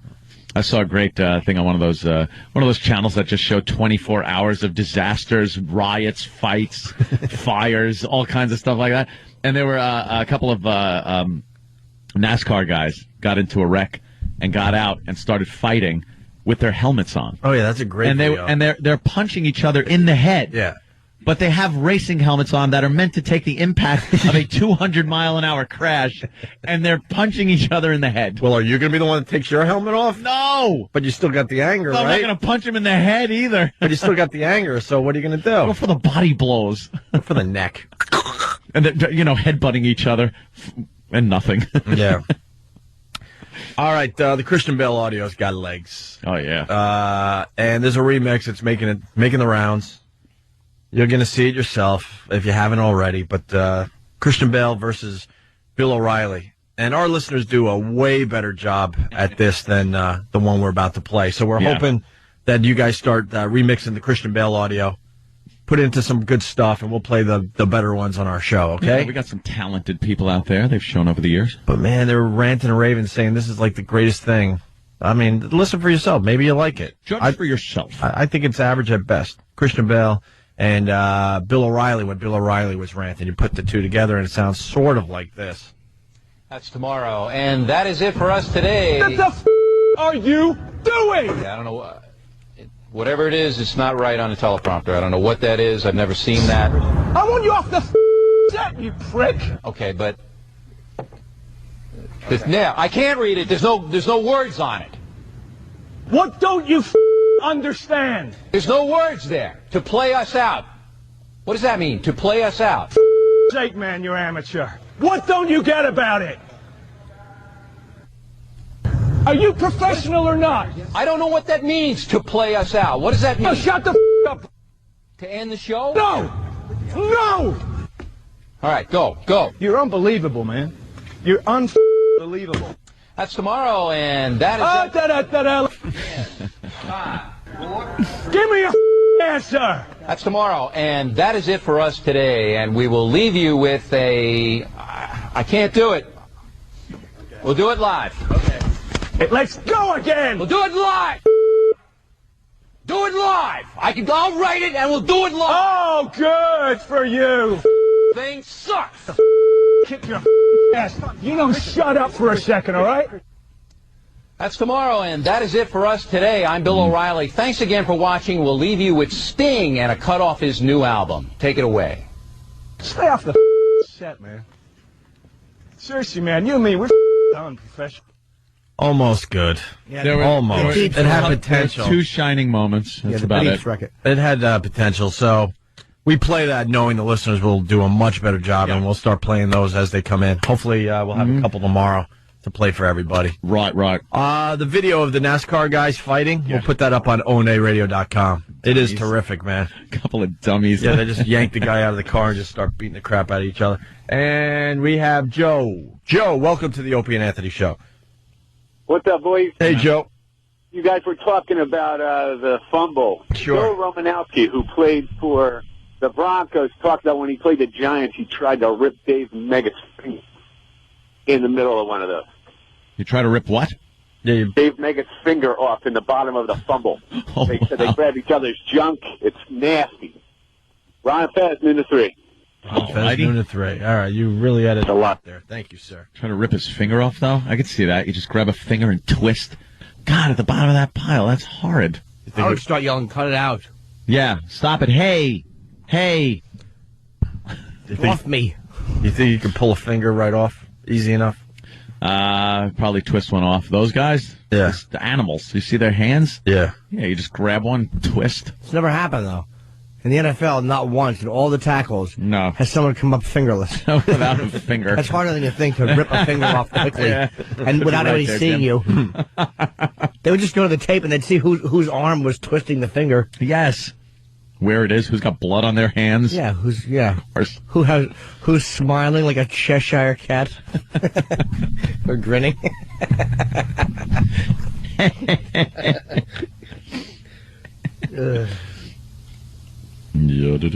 All right.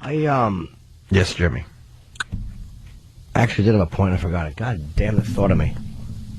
Sometimes they just fall out of your head. Oh, that's right. When you were talking, when we were in the break talking about, Anthony was talking about the Enola Gay. Oh, yeah, That was actually very interesting. Yes. Colonel Tibbets. I like giving these little atomic bits of knowledge. Colonel Tibbets was having an interview and asked why the plane, the B-29 that dropped the atomic bomb, was named the Enola Gay. And, of course, a lot of people know it's his mother's name. But he said he named it that because he knew it was going to be such a historic plane. Such a historic plane dropping that first atomic bomb that he didn't want another plane to be named the same name as the plane that dropped the first atom bomb. So he picked his horrid mother's name. Hey, Enola. That's the weirdest name ever. That's his father. Like, you know who I'm saying? Enola. Are you? Oh. Last name in bed. Enola. Last name Gay or middle name Gay? I'm not sure. That's a good question, Stunt Brain. Maybe you could punch that up. I don't know if... Well, Tibbets apparently was the name, so it's probably either a middle name or a maiden name. Yeah. Enola Gay. I bet it's her middle name. You know, we were able to get rid of the Hitler name for the most part. That's distinct, extinct. Yeah, last really name. Don't find Hitler. Maybe we should retire the last name Gay as well. That's a rough one to go through life with. Gay. That's a rough one. You're gay. Yes, I am. And here's my son. He's gay too. Gay. I've been just downloading. We're all gay in this family. We're the completely gay. All of us. Right. Get rid of the name. Come up with something else. Been Netflixing on my Xbox a bunch of documentaries on World War II and just watching them just bomb the hell out of everything. It's just amazing. I would have called it the Mrs. Norton. See, but somebody else might have picked Mrs. Norton as a name for their plane. What a lovely statement about your relationship with your mother, that you're going to name the thing that you drop atomic weapons after her. What a castrating woman she must have been. You know what's really odd about all those guys that worked on those projects and everything? A lot of them, especially the main guys, lived to be very old. Proving there's no God. Yeah. No God. And their whole job on Earth was to kill a lot of people. God is like, I'll give you a pass. And that radiation's kind of hit or miss. Right. Yeah, sometimes it'll get you, sometimes it won't. And also, that they don't build up a lot of tension. When you kill 80,000 people, you probably learn how to relax a little after that. Yeah. That Colonel Tibbets died pretty recently, and in every interview, he never voiced any regret for what he did. He was very proud of it, ending the war, avoiding an invasion of Japan that would have cost a hell of a lot of lives on both sides. We did wipe out quite a few with the 2 atom bombs, but it was just one of those things. Tibbets lived to a ripe old age, seemed to never lose a night's sleep. Slept like a baby. Slept like a baby. God bless him. I bet you he didn't sweat the small stuff. No, not sweating the small stuff. Old Colonel Tibbets. He just whistled a happy tune every single day he lived. His son or grandson, I believe, is a B-52 pilot, which got to be, had to have made him proud. You live up to what your father did, though. You're a Tibbets, and you're flying a B-52. It's well. Good for him. Know what the old man did. As long as you're not flying Travolta's plane. Yeah. I'm sure he's proud as long as you're not doing that. and you can't start regretting it, because if you're that guy, you can't all of a sudden go, I feel a little weird about killing 80,000 people. Yeah. I feel bad if I've said something I shouldn't say. Yeah. How do you start regretting 80,000 deaths? You can't. You can never allow yourself to feel bad. Yeah, the second a little of that gets into you, you're pretty much screwed for the rest of your life. You see a video of one Japanese kid crying from, recently, and all of a sudden you're like, oh boy. There was, yeah. There was I was watching a documentary on the Manhattan Project, and they had one of the scientists that worked on it, and apparently the scientists got together and took the death toll from both atomic bombs and divided it between how many of these scientists worked on the project to figure out how many people they felt responsible for killing.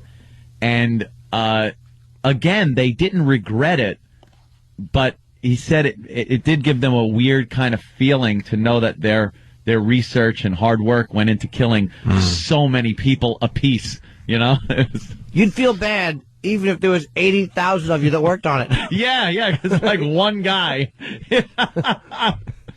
And the secrets that were able to be kept back then, I definitely would recommend you go on that Netflix thing and check it out. Look at some of these atomic bombs, because they had factories. You think of the Manhattan Project and out in the deserts in the Southwest, but they had places that were running reactors in like Kentucky and the Pacific Northwest to try to make the plutonium and separate the uranium and stuff. It's very interesting if you're into that whole thing.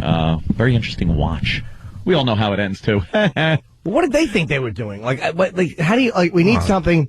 They didn't know. It was so separate that people, and it was just normal people, like a lot of women, because a lot of the guys were fighting the war.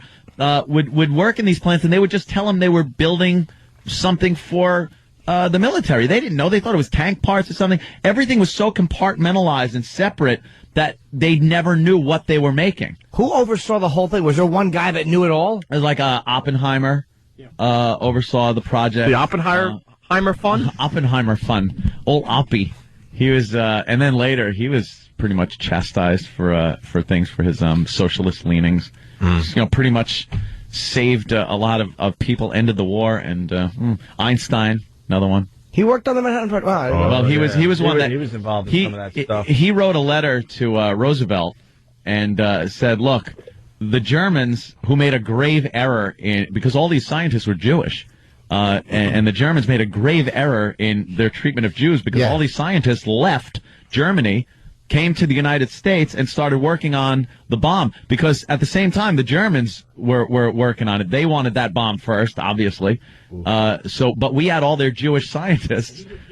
And after a while, Einstein regretted He regretted writing that letter for a long time because he felt responsible for it. Yeah, everybody started getting this responsibility for killing so many people, but they needed a name. Einstein had a name in this, so they needed this legitimate name to go on the bottom of this letter to urge Roosevelt, hey, look, we need to start building this, what is called an atomic bomb, because it's devastating. If Germany gets it, the war will be lost.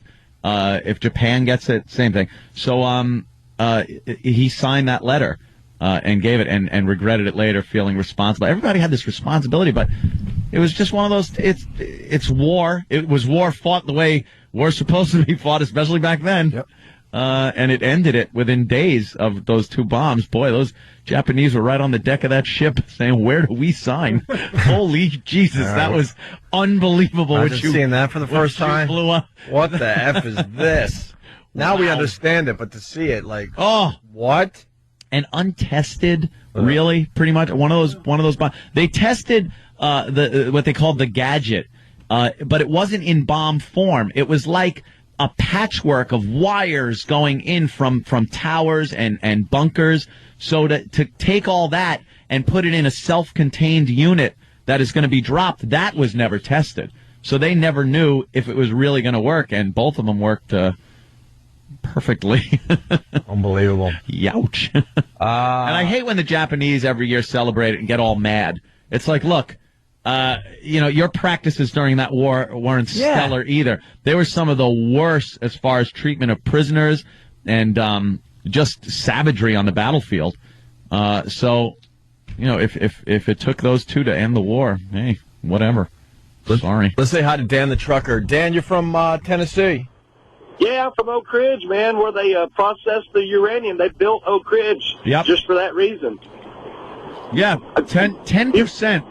10% of all the energy made in the United States at that time went to Oak Ridge to power this. Wow. Yeah. Yeah. You hear it mentioned in movies sometimes, Oak Ridge. And General Grove, the one behind the project military. Yeah. We have a shopping center in Oak Ridge called Grove Center, and he was a big tennis player. And there's tennis courts all over Oak Ridge, like you've never. They glow in the dark. You can play at night. It's wonderful. Oh my God, they misunderstood what the tennis player meant. They said, "What kind of bomb do you want?" And he said, "Something that makes a racket." But it was. Wow. But that was just a little. That one was so bad it was good. Yeah, it was a misunderstanding. I challenge anyone to come up with a faster nuclear Holocaust tennis reference. Yeah, there's a lot of workers. There's a lot of workers I know that worked out there, their parents and stuff, who ended up getting all kinds of they had the processing pipes went over their desk. I mean, this is. God, that's great. Can you imagine? Yeah, these things take a lot of room.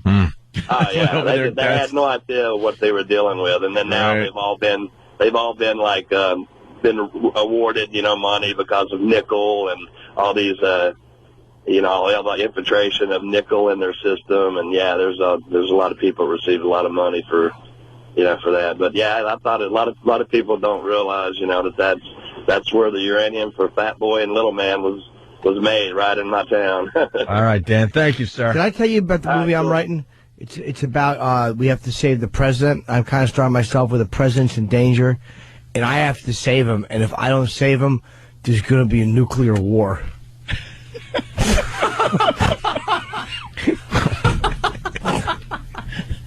Sounds great, Jim. And I have to I speak to the people. I'm like, the president's in danger, and I save him. I had the same idea where the president's in danger and I have to save him, but I was too busy. I had to wash my hair. What? See, get it? I would wash my hair first. Oh, I didn't even catch it, Obama.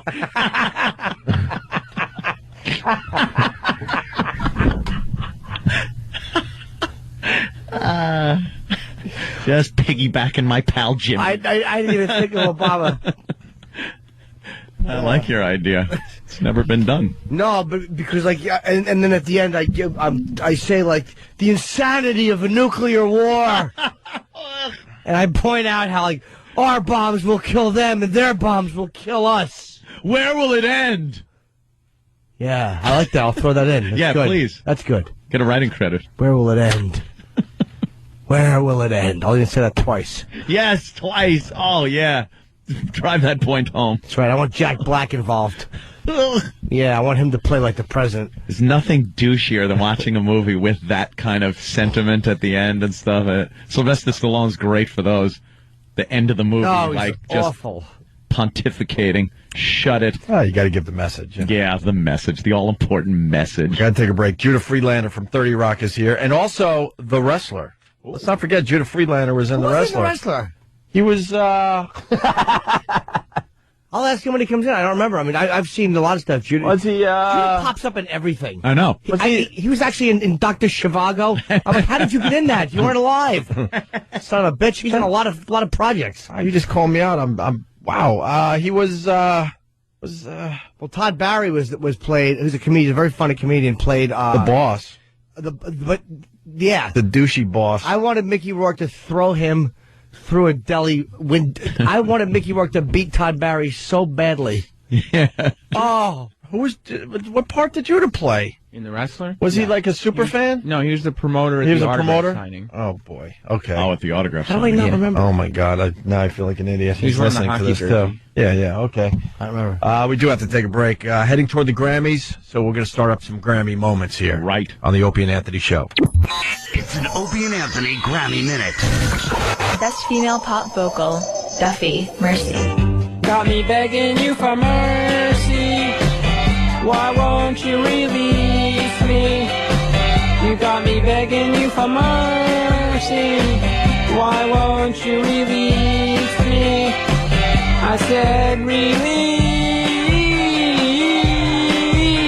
me. Yeah. Expand your Grammy knowledge base with Opie and Anthony. Moving right along. Opie, Anthony, Jim Norton, and now Judah Friedlander. What's up, guys? From 30 Rock. One of the only shows I watch on TV. What are the other ones, man? Not The Office. Yeah? I watch dumb stuff. I've been watching Sober House. Sober House rules. Yeah, and I've been watching Confessions of a Teen Idol. That rules, too. Those are my reality, dude. No, but that's it. Those are my only two shows that I've been watching. I mean, Confessions of a Teen Idol, not even really worth talking about on the show for the most part, but I take a peek. Yeah. They're nuts. But Sober House. Sober House rules. Steve Adler, man. Who knew? I mean, you heard the stories over the years, but you didn't realize how bad it was for the guy. It's good to see it. Having strokes because he can't stay away from the drugs. He's had 2 strokes. Jesus. And then he goes to Sober House. The first night, he's doing heroin. He's doing heroin every hour. He didn't just go off and sneak a little bit. He had to go off every hour and get his fix. When you're doing heroin on a reality show, yeah, that's like, you can't even not do it for that long. Where it's like, and it's a reality show where you're not supposed to be doing heroin, right? Mm-hmm. Yeah, it's not just any old reality show. It's called Sober House. Wow. And they're in the middle of a barbecue, and he's like, "Anyone need water?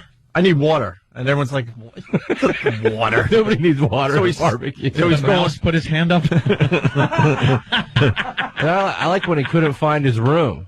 He was like walking around the house for like 30 minutes. He couldn't find his room. Oh, yeah, stumbling about. Yeah. And he's asking the cameraman, where's my room? Where's my room? He couldn't even figure out that it was upstairs. Like, he couldn't even start there. Like, I know my room is somewhere upstairs. He was standing in front of the stairs. Like, trying to figure it out. The stairs. Right. Here's why that show is phony. You want to help somebody get sober? If they relapse or they're using, you don't give them camera time. Oh, I agree with you. Yeah. It's a complete violation, I think, of helping Steven Adler, but I think it's important for people to see what someone, messed up is like, instead of just in your after-school special version, which you usually get in TV or the movies. I hate to trash him because he's a good guy. I met him a few times, but Dr. Drew as a therapist sucks. He sucks as a doctor, but he could make a fine reality show. Hey, did you see Celebrity Rehab? I've seen, and I saw that in bits and pieces. And what's his name who had that one-hit song? Dr. Drew gets a phone call that he's on a roof and he's acting crazy. Who was it? I didn't see that. I forget the guy that had the one dumb song. Tommy Two-Tone? Yeah, the 867 guy. The guy from Dexy's Midnight Runners? Yeah, Dexy. It's in his suspenders.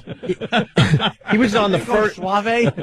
Rico Suave. He was on the first season of Celebrity Rehab. Okay. They're filming the second one, but Dr. Drew gets the call that he's just acting crazy on a roof. So what does Dr. Drew do? He gets the camera crew and runs over to get some fine video. I bet he could have gotten over there quicker without the camera to really help. But going with what Jimmy said, if you're a real therapist and really care about these people, you're not bringing the effing, camera crew. Is it Rico Suave? No, it wasn't Rico. Rico. Had a one-hit wonder. He did that dumb... Sinatra. No, he had more than one hit. Was it the Come My Lady, that song? I don't know. Someone help me out. Who knows that I don't crap? know music. Was it rap or rock? Falco? No, it's a relatively recent song within the last, 5 or 6 years. Michael Jackson? Here's the answer. Sam knows. Sam's got to know it, right? Mm-hmm. Speaking of skinny, mulatto-looking pedophiles, hi, Sam. Shifty from Crazy Town. Crazy Town, right. I don't even know that song. Yeah. Shifty. The other thing with Steven Adler was when he was trying to figure out what the doorknob does. He's just staring at it, trying to figure out. Opens a door. He couldn't figure out what the doorknob did as far as the door goes. Yeah.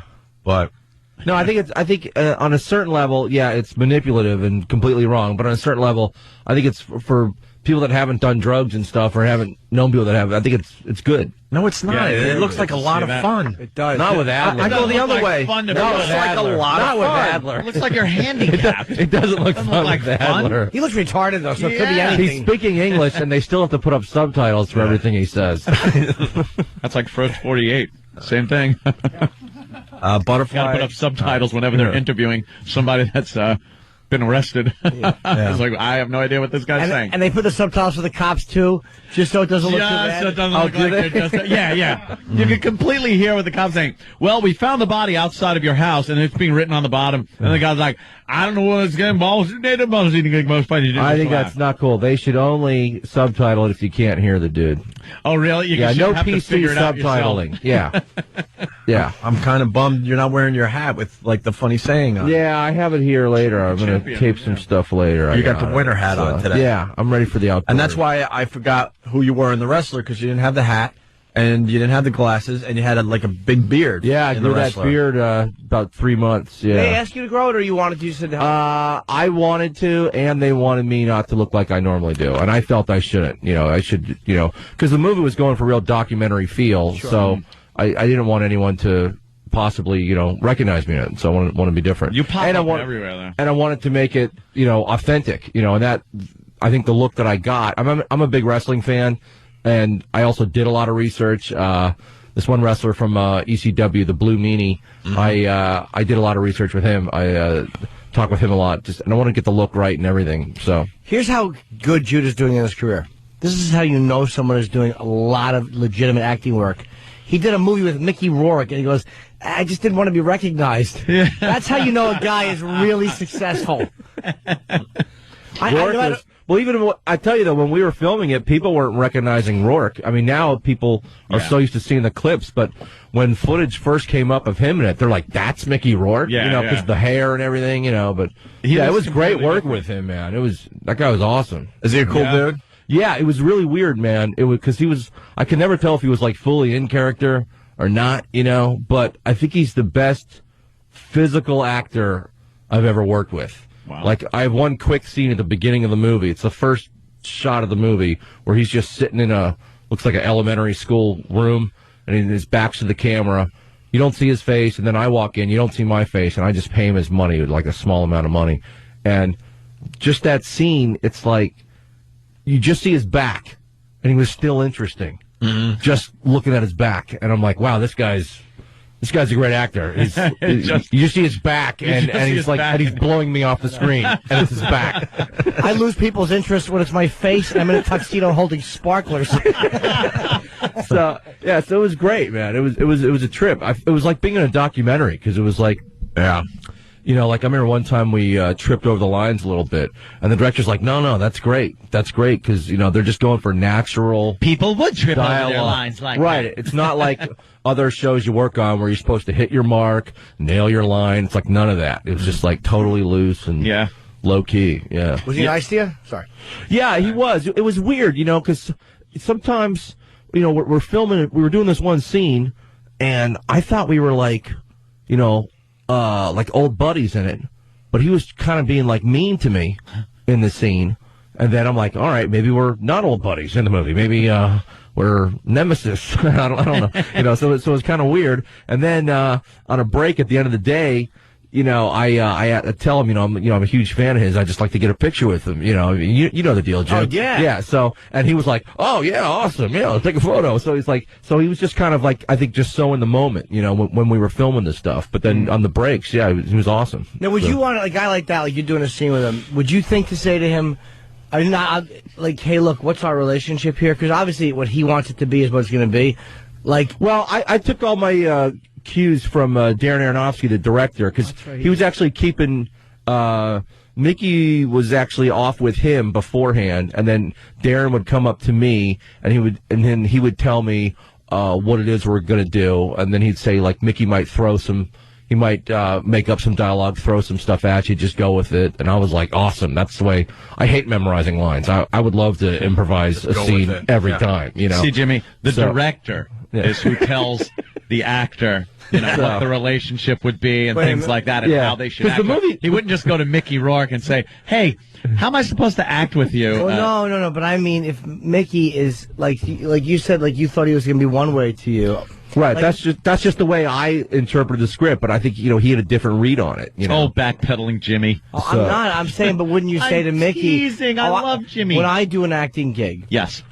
No, I would have said. Well, when you first meet Mickey, he's he's a very intimidating, when you haven't, or if you've just met him, I would gather, and so I wasn't going to be like, hey, let's do this or try this or what do you think? I'm like, you know what, just go in there, be natural, do your thing, and it'll flesh itself out, you know. So they said he really got into the role and possibly did steroids.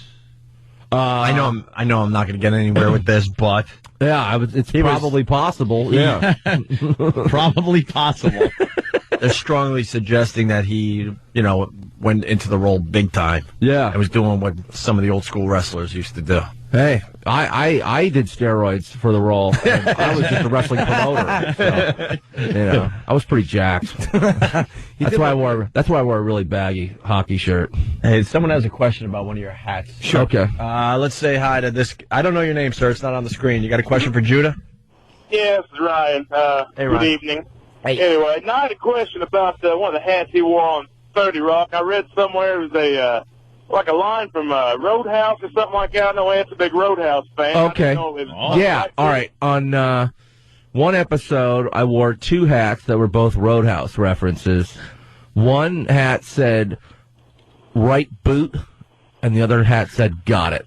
Yes. One of my favorite scenes in the movie. Blade. Yeah, yes. The blade at the tip of the boot. One of my favorite scenes in the movie is when Patrick Swayze's already been hired at the bar, and he's got his new bouncer staff with him.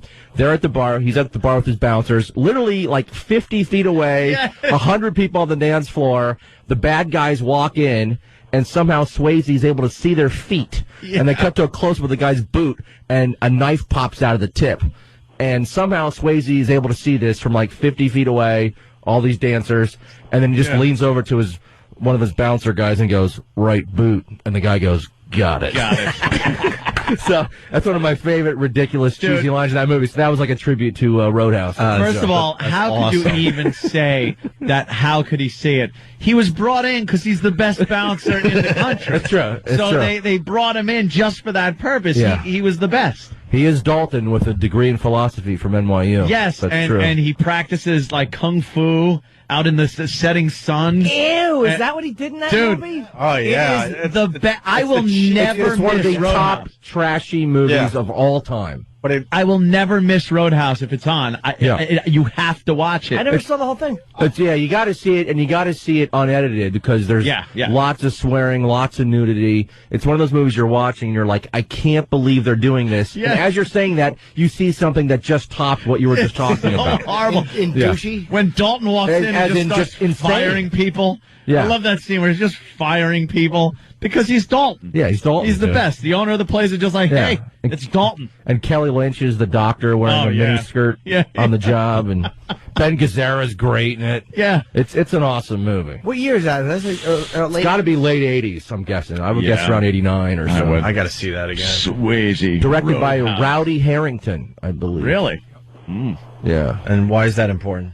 I don't know. The guy's using Rowdy as his first name. So. And then what's his name? It's classic. The blind guitar player there. Jeff Healy. Jeff Healy's in it. He's got a big part in it. He's the house band every night. Every night. And he's in one of those cages. Yeah, with the chicken and they're always wire. throwing beer bottles at him. Of course. Even though everyone likes him. Like he's having killer sets every night, yet they're still throwing beer bottles at him. They're showing the love. Yeah. And he knows when Patrick Swayze, he knows when Dalton's near him. I don't know how. I guess he could smell him or something. Yeah. And then there's Sam Elliott, who's amazing in the movie. Oh, fantastic. His death scene. Pulls up and he's like, the place is called the Double Deuce. Double Deuce. But he calls it the, can I say it? Yeah. He goes like, the Double Douche. It's an awesome movie, man. Beef. It's what's for dinner. We have to see this today. Oh, you got it. It's been way too long. It's fantastic. There's the answer to the question, so that's pretty cool. Yeah. And people picked up One on that. person on the 30 Rock crew knew what I was doing. Really? Yeah. The sound guy. I've gotten that in a second. It's like Griffin. It's a great, horrid movie. I was saying before, you'd pop up in so much stuff that I'm trying, man. Like, you know what it is though? No, even old stuff. Like I'll be watching stuff. What the hell was I watching? Oh, Meet the Parents. That was my first. That was like my first movie. You have one of the funniest goddamn scenes in that movie. Oh, thanks, man. What scene? Retarded. I made up that line too. Did you? Yeah. It's brilliant when he goes in to buy the nice bottle of champagne. Right. And it's like, we got mums. Yeah. And then he's like, I wanted to spend like $100, and I'm like, you can get a whole bunch of mums. You get a whole bunch of mums. But yeah, that was fun. We pretty much improvised that, and then we just kept going and going and going. And originally it was like really long. Yeah. 'Cause in the script it was just like a line, and then we just kept improvising, just stretch and stretch. And I just kept playing it really stupid. And, the thing is, you're completely sincere, but you can get a lot of, why would you get the expensive bottle when you can just get a lot of mums? Yeah. And so the improvising, he'd be like, what aisle is that in? I'd be like, oh, I think that's over in aisle 6. And then he starts walking. I'm like, oh, no, I think it's in 4. I'd be like, oh, I'm sorry. Yeah, we're sold out of that. So he was like running around all over the place. So, yeah, it was fun. That was like your first... That was, I mean, I did an indie that never got released, but that was my first movie that got released. Yeah. That's a good place to start, huh? Yeah, because it's just those like little scenes that you'll pop up in movies that came out, a few years ago. And it's like, hey, it's Judah. Yeah, I did a few Ben Stiller movies, and my parts kept getting smaller and smaller.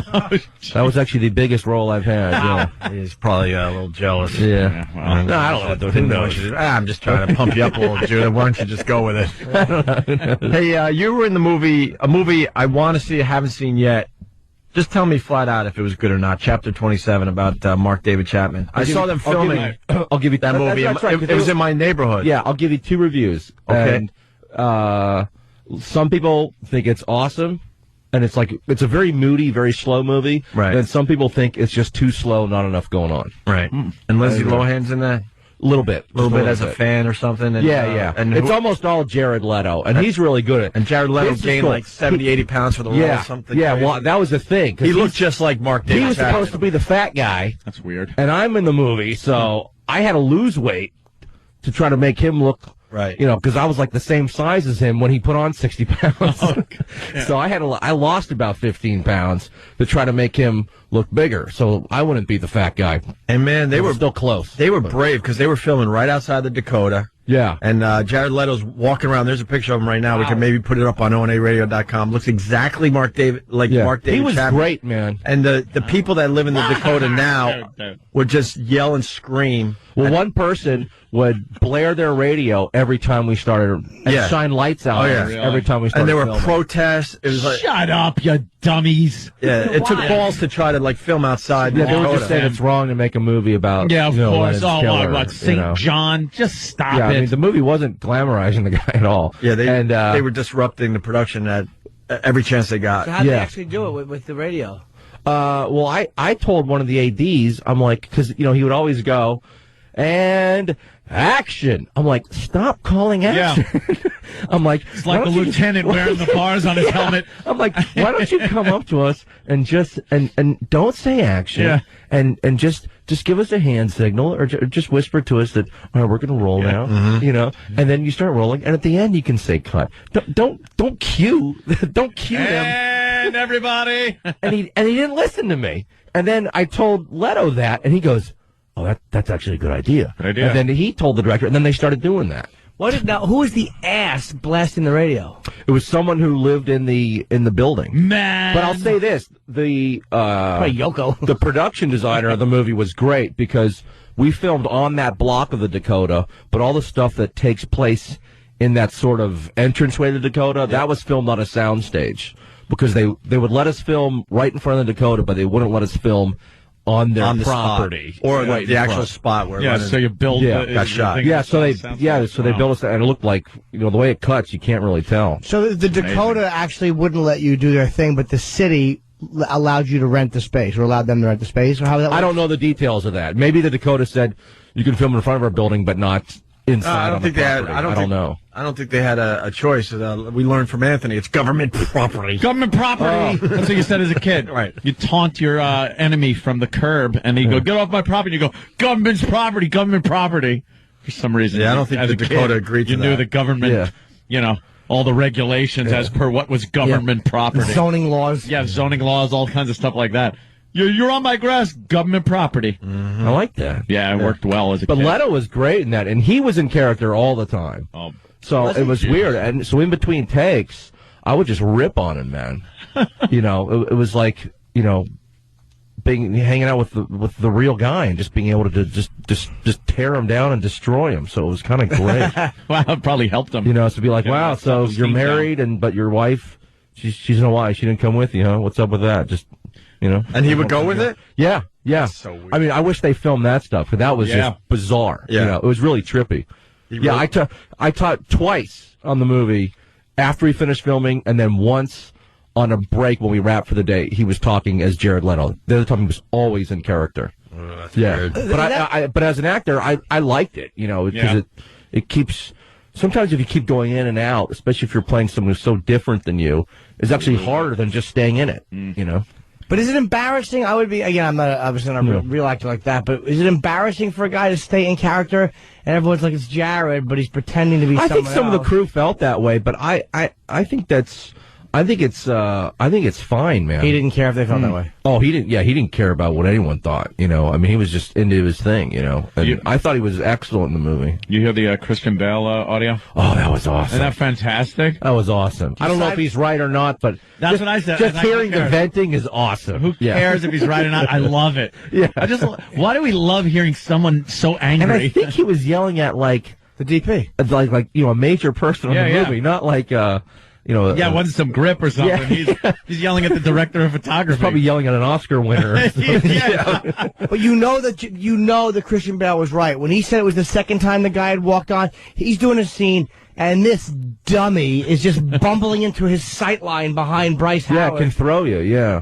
Good for him. Bale's a great actor, man. Yeah. Until he's in Batman, then he sucks.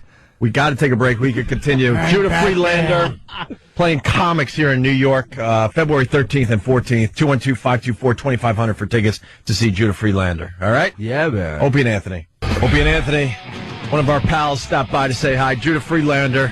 He's in The Wrestler. He's on 30 Rock, which is one of the only sitcoms I watch. And then I watch the reality shows like Judah. I just threw your plug away. Comics, February. Yeah, comics. Valentine's Day weekend, February 13th and 14th. I don't know the number. It's comicsny.com. But you got to spell comics with the X. With the X, right. I keep forgetting that. COMIXNY.com. 212-524-2500 for tickets to see Judah. And just before we went on air, Judah said, did you see 88 Minutes? And it's so bad that it's good. And we like talking about these movies that are so bad they're good. I haven't seen 88 Minutes yet, though. The same piece of crap director who's the guy who did Righteous Kill? He is terrible. Yeah. What a hack. 88 minutes, how long it takes to adjust my wig so it looks just right. Yeah. What happened? We talked about this before. What happened to, the Pacino that used to talk like that? That was the 70s Pacino. 70s Pacino, 70s, early 80s Pacino, yeah. The pre-Scarface Pacino. We have people on the papers. What if it's a bad cop? A dirty cop? And then it's like, yeah! Look, but don't touch! Touch, but don't taste! Who is this guy? What movie did it start in, though? Scent of a Woman? No, Sea of Love. Sea of Love. Sea of Love it started? Yeah, that's where he started. It wasn't as big, though, in that. That was the first. It's where he started. Yeah. It's from smoking and screaming in so many different takes. Yeah! I guarantee you. Yeah. Is it? Yeah. Maybe it was Arthur. I was just with Horowitz from Bad Boys. He was in that too. That's one of my kids. Yeah. He was taller than me. I had to wear little lips. Yeah, they had to put him in a trench. I was an author because I stood on my books. What's so good about 88 Minutes? Well, first of all, the movie's longer than 88 minutes. I think it was kind of billed as it happens in real time. And he keeps getting these phone calls saying, we're going to kill you in 88 minutes, but 2 minutes later, they try to kill him. Yeah. And then they call him back and they say, you now have 75 minutes to live, and then they try to kill him again. Wait, but you're trying to kill me all the time. And it's weird because he looks like he walked right off the set of Carlito's Way onto this, and he's playing a college professor who's a psychiatric forensic psychiatrist, and he supposedly did testimony that put away Dahmer, Gacy, and Bundy. It's like, really? This one guy put away all those guys? We're supposed to believe that? Couldn't you have just said one? It's like, we get it. He's good at his job. Overkill, because he's fantastic. And he's a college professor, so he doesn't dress like a college professor. Like I said, he looks just like he did in Carlito's Way. And they go to his apartment, and it's like this multi-million-dollar apartment. He's driving a Porsche. He's got hot young chicks all over him all the time. So it's almost like they're trying to kill Al Pacino, not like the character. It was just like they're trying to kill Al Pacino for some reason. And I didn't know Al Pacino was a forensic psychiatrist. Yeah, it was actually Al Pacino that put all those guys away. Al Pacino put away Ted Bundy. That is a great, horrible movie if you want to watch that one. It's worth it. I saw it in the theater on a date. We were obsessed with the movie. I'm like, we got to go see 88 Minutes, and it wasn't playing anywhere. And we finally found it on 42nd Street. We went, and it was as atrocious as I knew it would be. Of course. Can't you see a frame up? Yes, as an audience member, I feel like I've been put through one. And it's weird because it actually has a lot of good actors in it, but it's such a terrible movie. Bomb. Yeah. And the end is just so ludicrous. The serial killer guy, when Pacino's given the testimony in the court, as Pacino walks by, he goes, "Tick-tock, Doc," to like scare him. And it's like never scary. And they say that about 30 times in the movie. Yeah. Al Pacino probably gets 88 cell phone calls in the movie.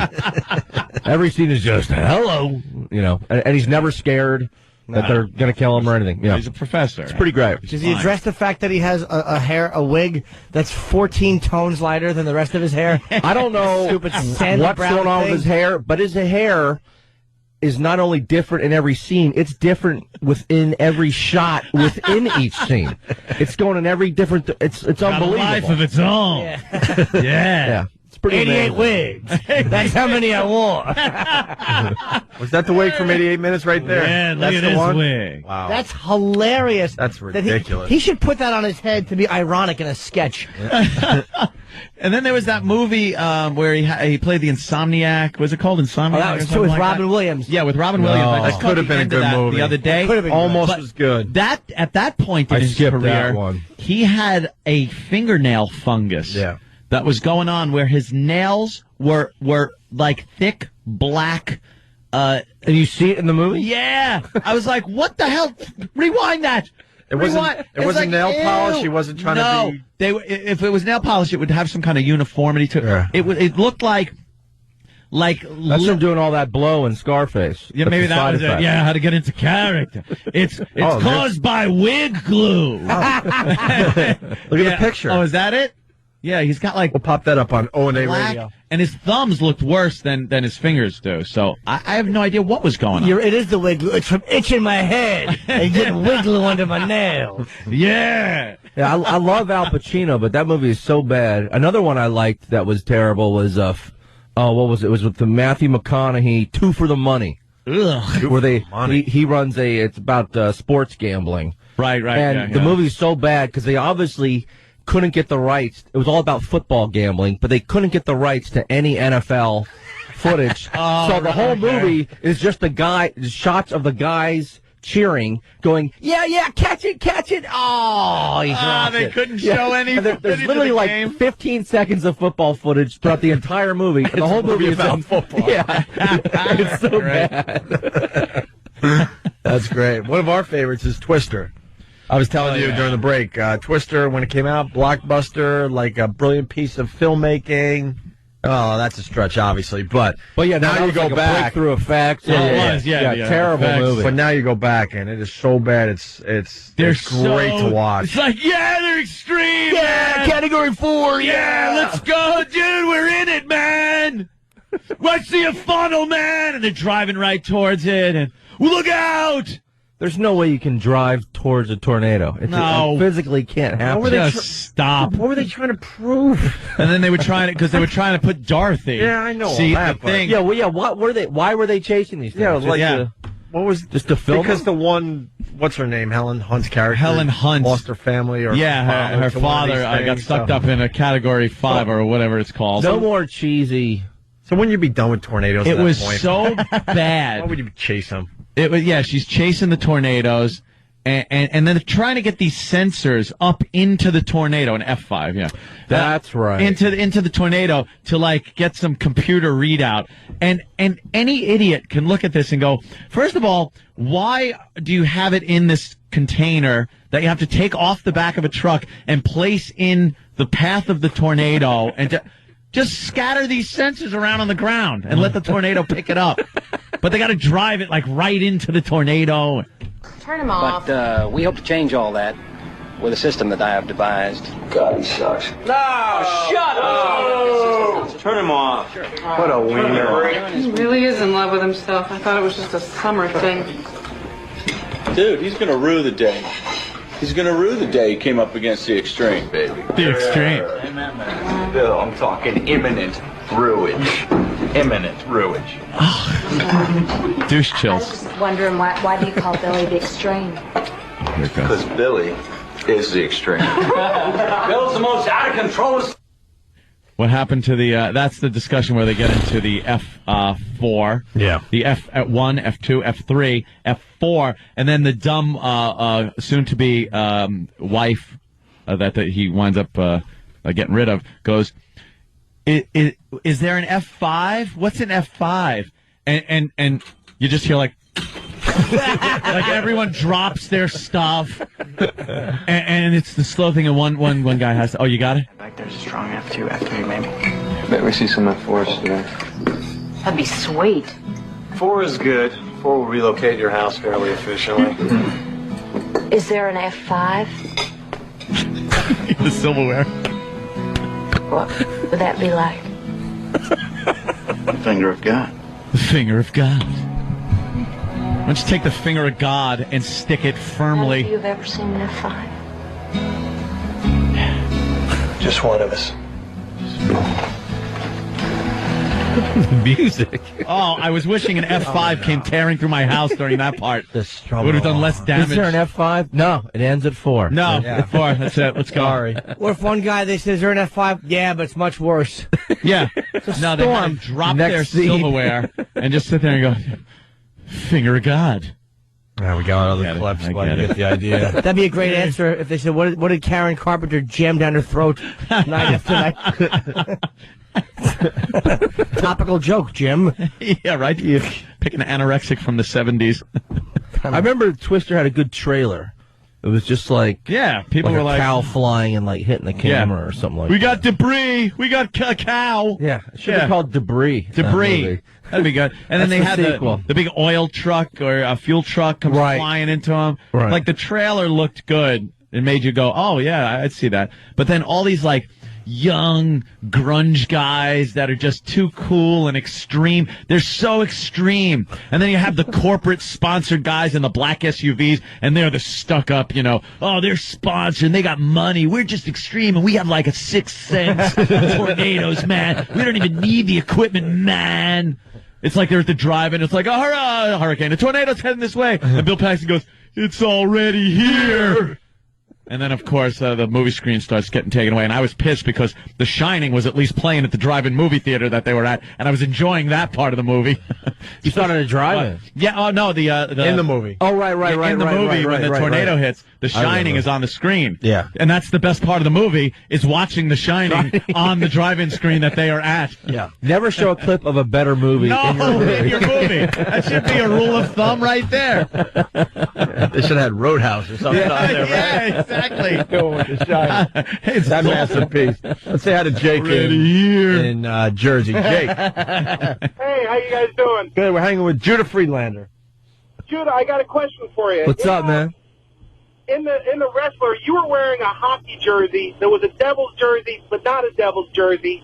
What, is that a real team? Yeah, that's it's the Trenton Devils minor league team. Ooh. Cool jersey. Yeah. In the movie. Yeah, in the original script, they wanted me to be wearing all New York Mets gear. Really? And the movie takes place in Jersey. They couldn't get the rights to the Mets jersey. I'm like, it should be a local Jersey team. Yeah. Whether it's a local baseball team, local hockey team or something. And then I said, I think you should go for the hockey team because I based my look a little bit on these wrestlers that used to be in ECW called Public Enemy. they would wear the hockey jerseys and stuff. So I kind of based my look on them and some different, old ECW guys and indie wrestler guys. So so that I actually might. What? Yeah, they do. And one of the guys from the team actually contacted me. I might do the coin toss at a Trenton Devils game. Oh, you should, man. Yeah, it's gonna be fun. Do you know where they play? I think it's in Trenton. Yeah, come on. Hey, let's start there. What an ass. Yeah, very good. Hey, before we let you go, we got to talk about 30 Rock. You guys get picked up for another season? We did, yeah. We were That's picked awesome. up for the next season. So just winning every award out there. Yeah, it's pretty cool. So hopefully we'll continue. How funny is Alec Baldwin? Dude, he's so funny, man.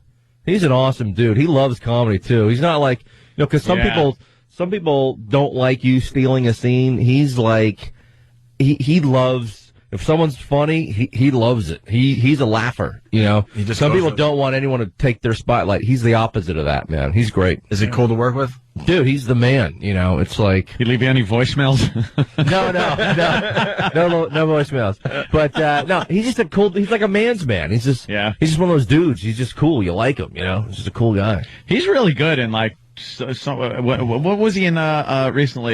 Glenn Ross. No. Oh, he's great in that, man. The one with Leo DiCaprio. Oh, not Revolutionary. No, the older one. Boring Boulevard. That one, Revolutionary Road. DiCaprio Departed. stinks. I got bored at the trailer for that movie, Revolutionary Road. Horrible. Departed. Oh yeah, he's in The Departed. Yeah, he's the he's good in that. police cop. Yeah, no, he's always good, man. Yeah, definitely the man's man kind of a thing. You also said that you met Sean Penn, and we all jumped on you. We all jumped on you. Was he a dick? Dude, he was awesome. And you said he was awesome. I got to meet Jeff Spicoli, man. It was so cool. Yeah, why don't you tell him that? Yeah, why don't you tell him that? Hey, no, I didn't. He won't be awesome anymore, man. Why can't he embrace that? Everything you read about Spicoli and him, he's like, he doesn't even want to acknowledge it. It's like, dude, you separate everything you've done since then. You've separated yourself from Spicoli. Right. Every step of the way. You are the anti-Spicoli. At this point. Like he always, he never seems to be able to come off like on an award show, or something. People come up, they'll make jokes, and I don't mean the teleprompter kind of jokes, like the SAG Awards, things like that, where you have a little more leeway with effing around with people. Right. People get up, make some jokes, and he's just got to be, Harvey Milk was such an inspiration it's like, dude, could you lighten up for a second? Take your shotgun and your boat and go to the Katrina victims. And, like for a second, this guy can't just, whoa, dude. Just have fun. Mm-hmm. I don't know. He seemed cool, man. Yeah.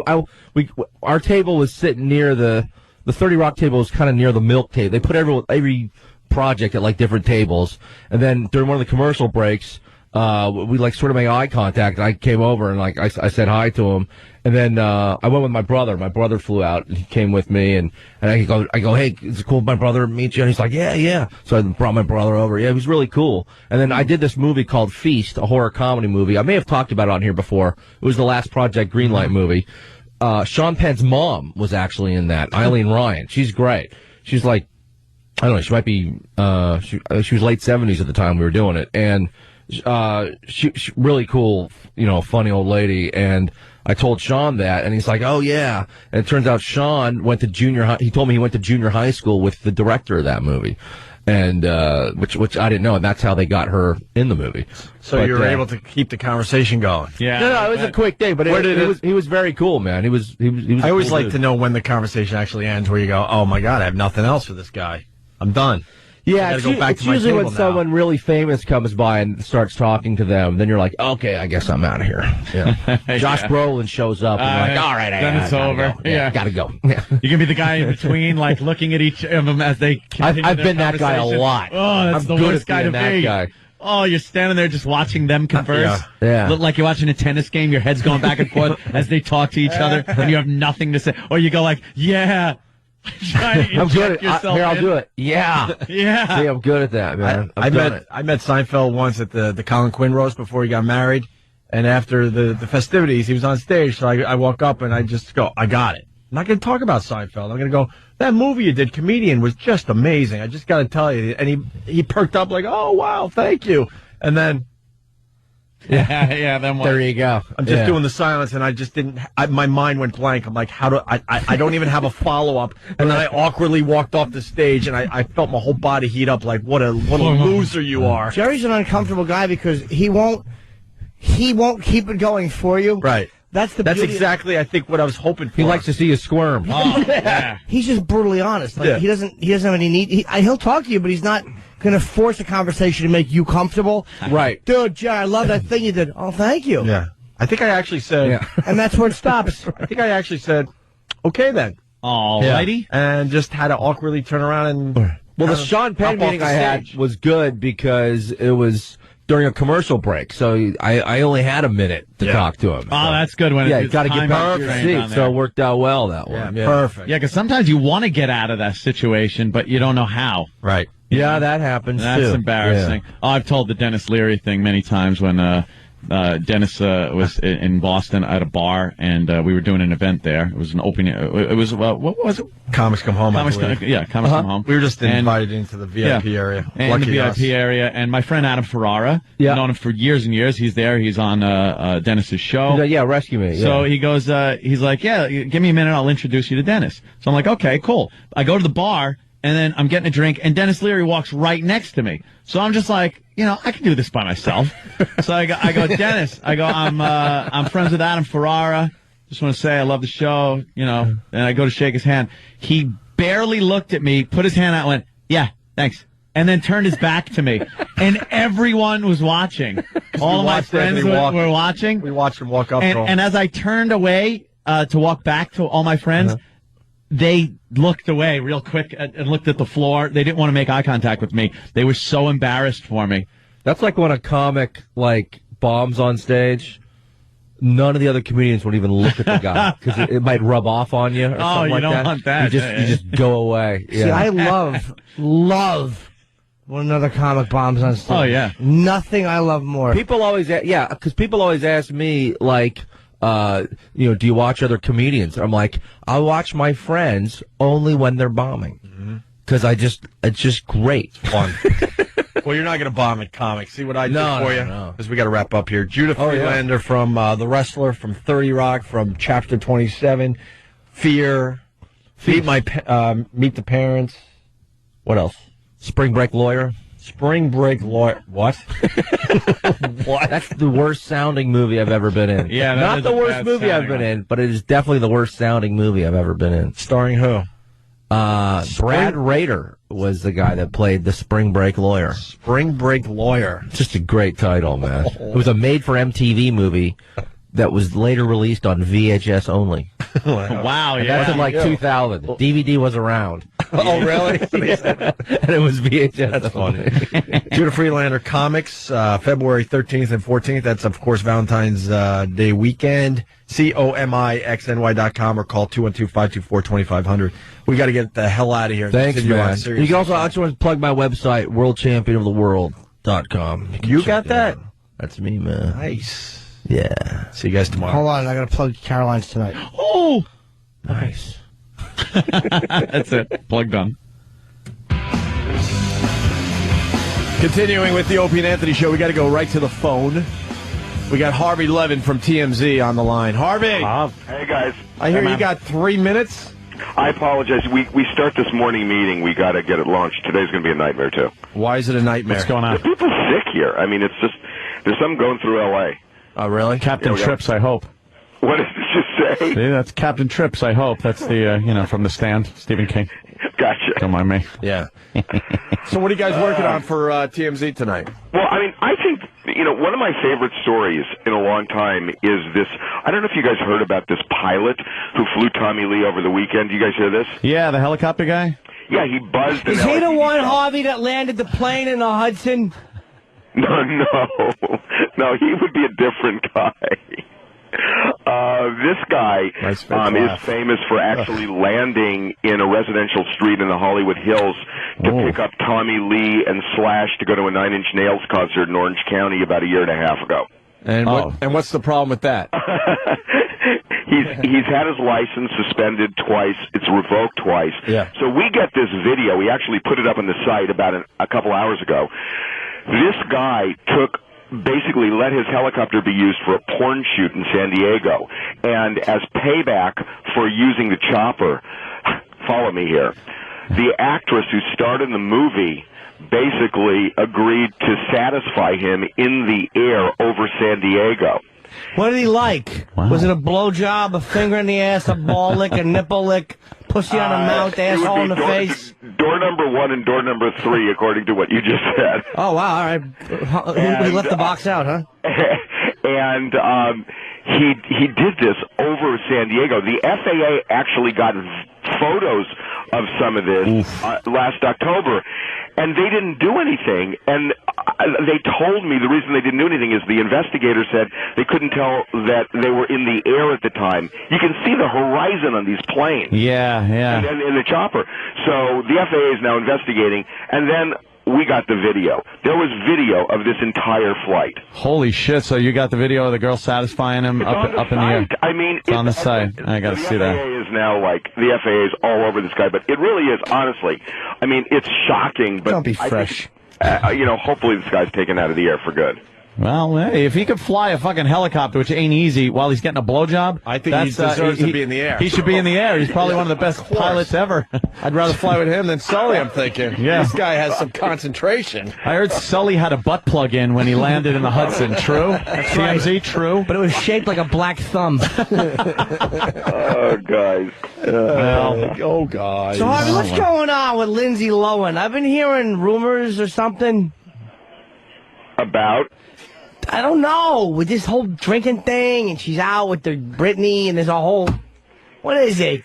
Yeah, I mean, look, she's been hanging out at clubs, which is a really bad thing to do when you go to, when you go to a treatment center. She's got problems. She looks anorexic. Well, she's like, these pictures were like shockingly thin of her. Right. She yo-yos. She gets fat when she's out drinking, having a good time.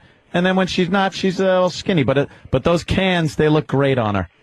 It's so funny because we have these raging debates in the newsroom because there are some people who just think she looks incredibly hot. And and then there are other people. It's like, I agree with you. I mean, it's like she's so skinny. Yeah. We saw her once live in here. She's about a cunt. Did you guys see Ann Coulter? Did you see the picture of her?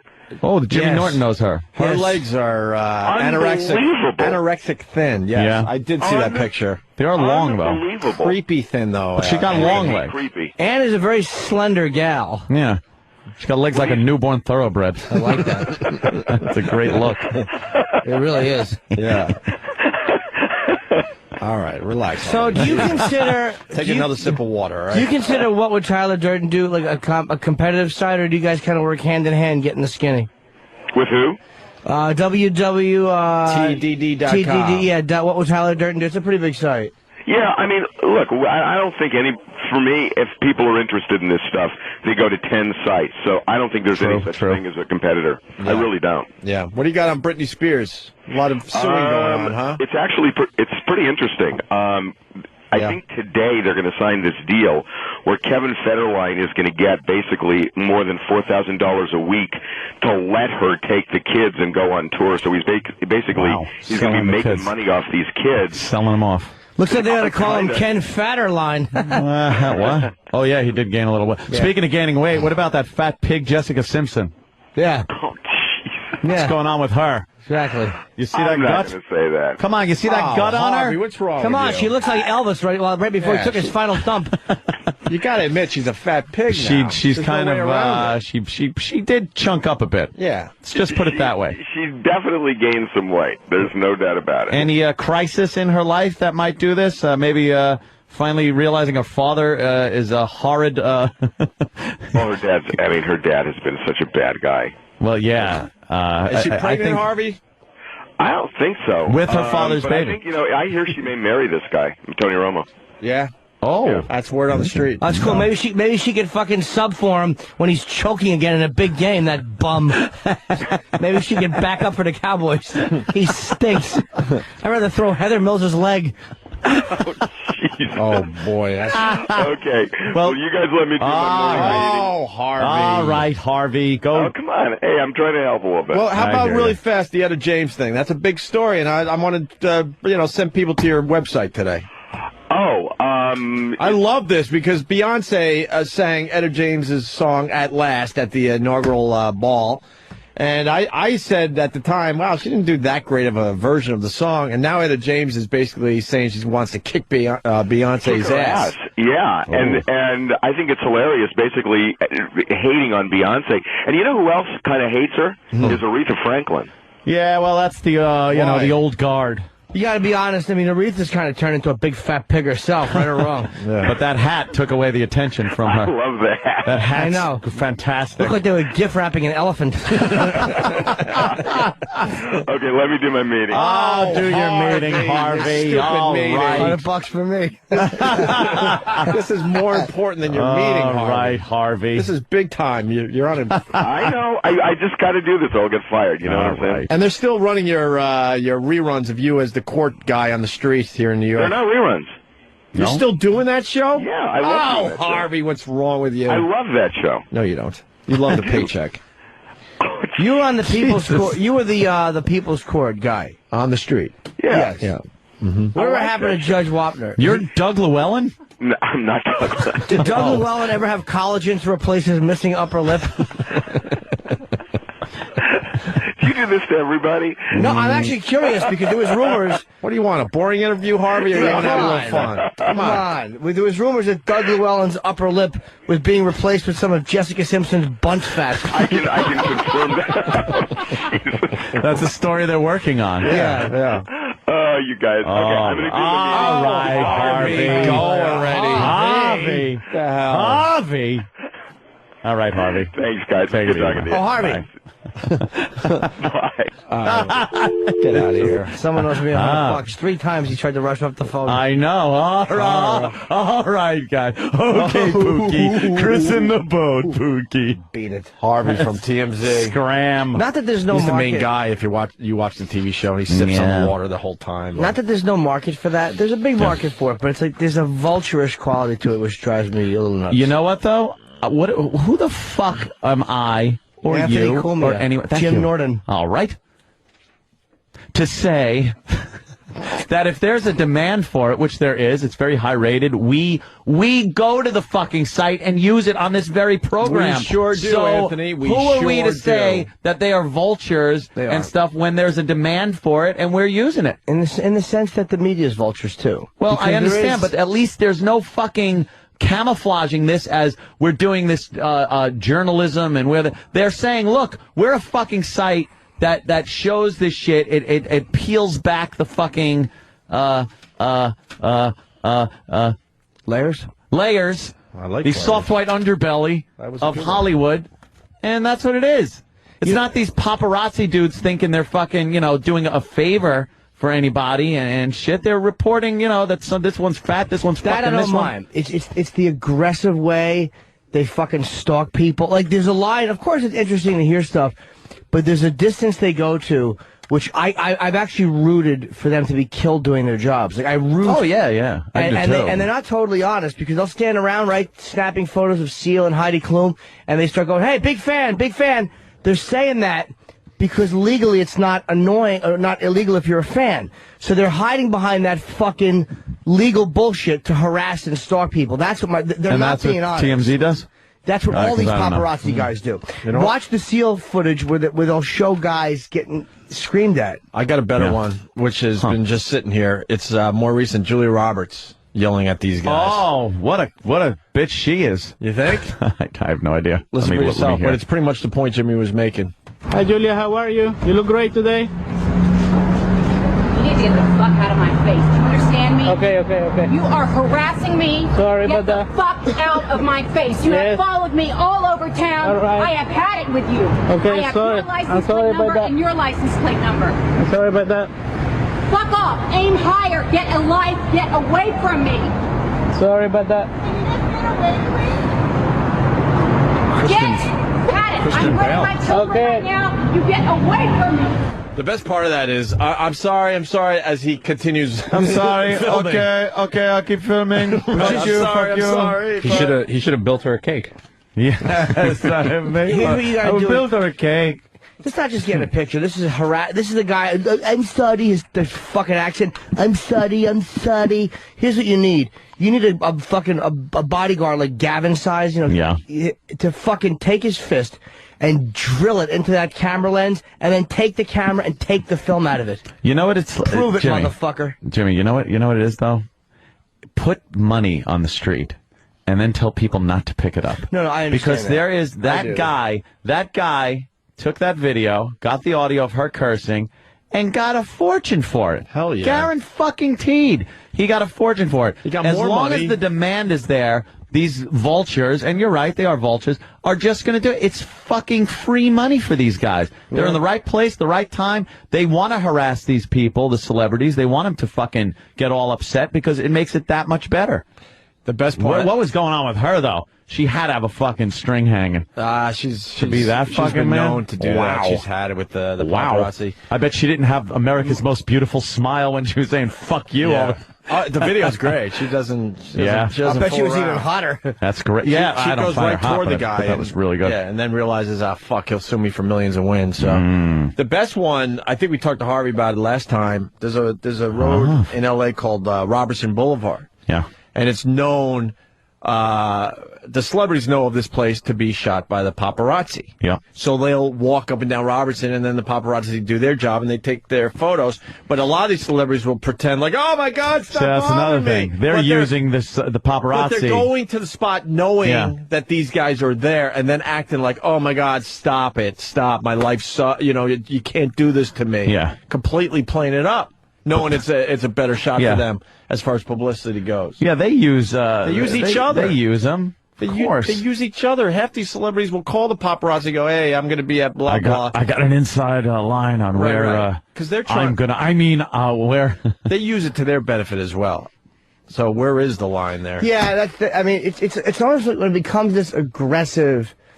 Like one thing I actually liked about Kevin Federline is when Britney was doing something where she was leaving with the kids, and how he was cutting the media off because they were following him, like almost putting the kids in danger by aggressively driving. Yeah. And you look at the way they stalk Diana. It's like they just. Oh, what happened there? Nothing. But I'm just saying she's around somewhere. But her and Dodie, she was taking some big unclipped dick, and all of a sudden they cock block. Yeah, I don't know. It's one of those things where. No, what are you gonna do? They are vultures, but there's such a demand for it. Right. That the money is there, and these guys want to fucking make a fortune. D-Monet! And the celebrities use them to get a little publicity. So it's a weird relationship they have with each other. Christian Bale, remember? Do you remember? We're trying to get better remixes than the one that's floating around out there, the Bill O'Reilly Christian Bale one. Yeah, that had like a couple of funny moments in it, but it was put together pretty cheesy. It didn't make sense. Right. Pick something else. So we have officially started the remix contest. We're going to start playing the better ones on the show, and our own Derek is going to get us going. He heard us this morning. Wow! And he said, "You know what? I'm gonna throw out the first one." Is this the voices in his head versus Christian Bale? That fucking lunatic. Gotta love him. I thought he was the most straight-laced guy when he first came here with the rest of this fantastic crew that we work with. I assumed he was like the college student, the upstanding, high grades, responsible young gentleman that wanted to get into this business. As much of a smartass as Sam is, Derek is equally as much a degenerate. Oh, absolutely. And he comes across as like, the all-American guy kind of. Yeah, but he's a fucking degenerate. We love him. Yeah, I can legitimately call him a drunk, which is fucking retarded. Yeah, he loves his booze. He's probably worse than us. Yeah. Yes. No, come on. See, he camos it so well. No way, dude. All right, let's get into He's that. a liquored up bag of shit. He is. I've gotten drunken texts from Derek before 6 o'clock. Yes. Really? Absolutely. Nice. One time he said that he went. It was something like. He was drunk in a parking lot or something, and like of some stadium, and I'm like, "Oh, you're going to the game?" He's like, "No, I just came here to drink." Yeah, see, he's fantastic. They do that in Philly. Yeah, they just go to the parking lots. They go to parking lot and drink. It's fun. Sports teams. Where is Derek? We'll talk to him about it. Yeah, Derek, you have anything to add? Comment? No comment. No comment. That's safe. All right, we're going to play your remix. Christian Bale versus David O. Russell. Who is David O. Russell? Anyone? Sounds familiar, right? Russell. Is it David O. Russell? O. Russell. Like with a apostrophe? An O by itself, my friend. Oh, David O. period Russell? No, a little thing on the... David O. Russell. Yeah, there you go. So it's Irish. Oh, there you go. O. Russell. From I Love Huckabees. I Heart Huckabee. Ugh. Oh, that's right. That's a cool name for a show. Remember the director, right? Wasn't that the director? And he loses his shit. Yeah. To Lily Tomlin, I believe. Yes, so we got that mixed into the Christian Bale audio that we all have enjoyed. Okie dokie. What the fuck are you doing? Are you professional or not? I'm just trying to fucking help you. Do you understand me? I want you off the fucking set, you prick. I'm just trying to help you figure out the fucking picture. Hey, bitch. Why the fuck are you walking right through? Da-da-da-da, like this in the background. What the fuck is it with you? I'm not here to be fucking yelled at. I worked on this fucking thing for 3 fucking years. Not to have some fucking cunt yell at me in front of the fucking crew when I'm trying to fucking help you, bitch. You got any fucking idea about, hey, it's fucking distracting having somebody walking up behind Bryce in the middle of the fucking scene. You're a fucking grown-up. Act like a grown-up. You're not a baby. I want to fucking kick your fucking ass. You don't shut up for a second. Yeah, fuck yourself. Stay off the fucking set, man. For fuck's sake. Right, let's go again. Look at that. Better than the Bill O'Reilly one. That is so much better. It so fits. much better. It really, I got the impression that people were arguing. I felt like cowering, and I thought spaghetti was going to hit the wall at any moment. That was fantastic, There Derek. you go. Game on. Yep. Started by Derek officially. Good job, Derek. A miserable failure, Derek. And might as well play this Bailout, the Christian Bale remix by Revolution. I do believe. Steve gave me this. Yes.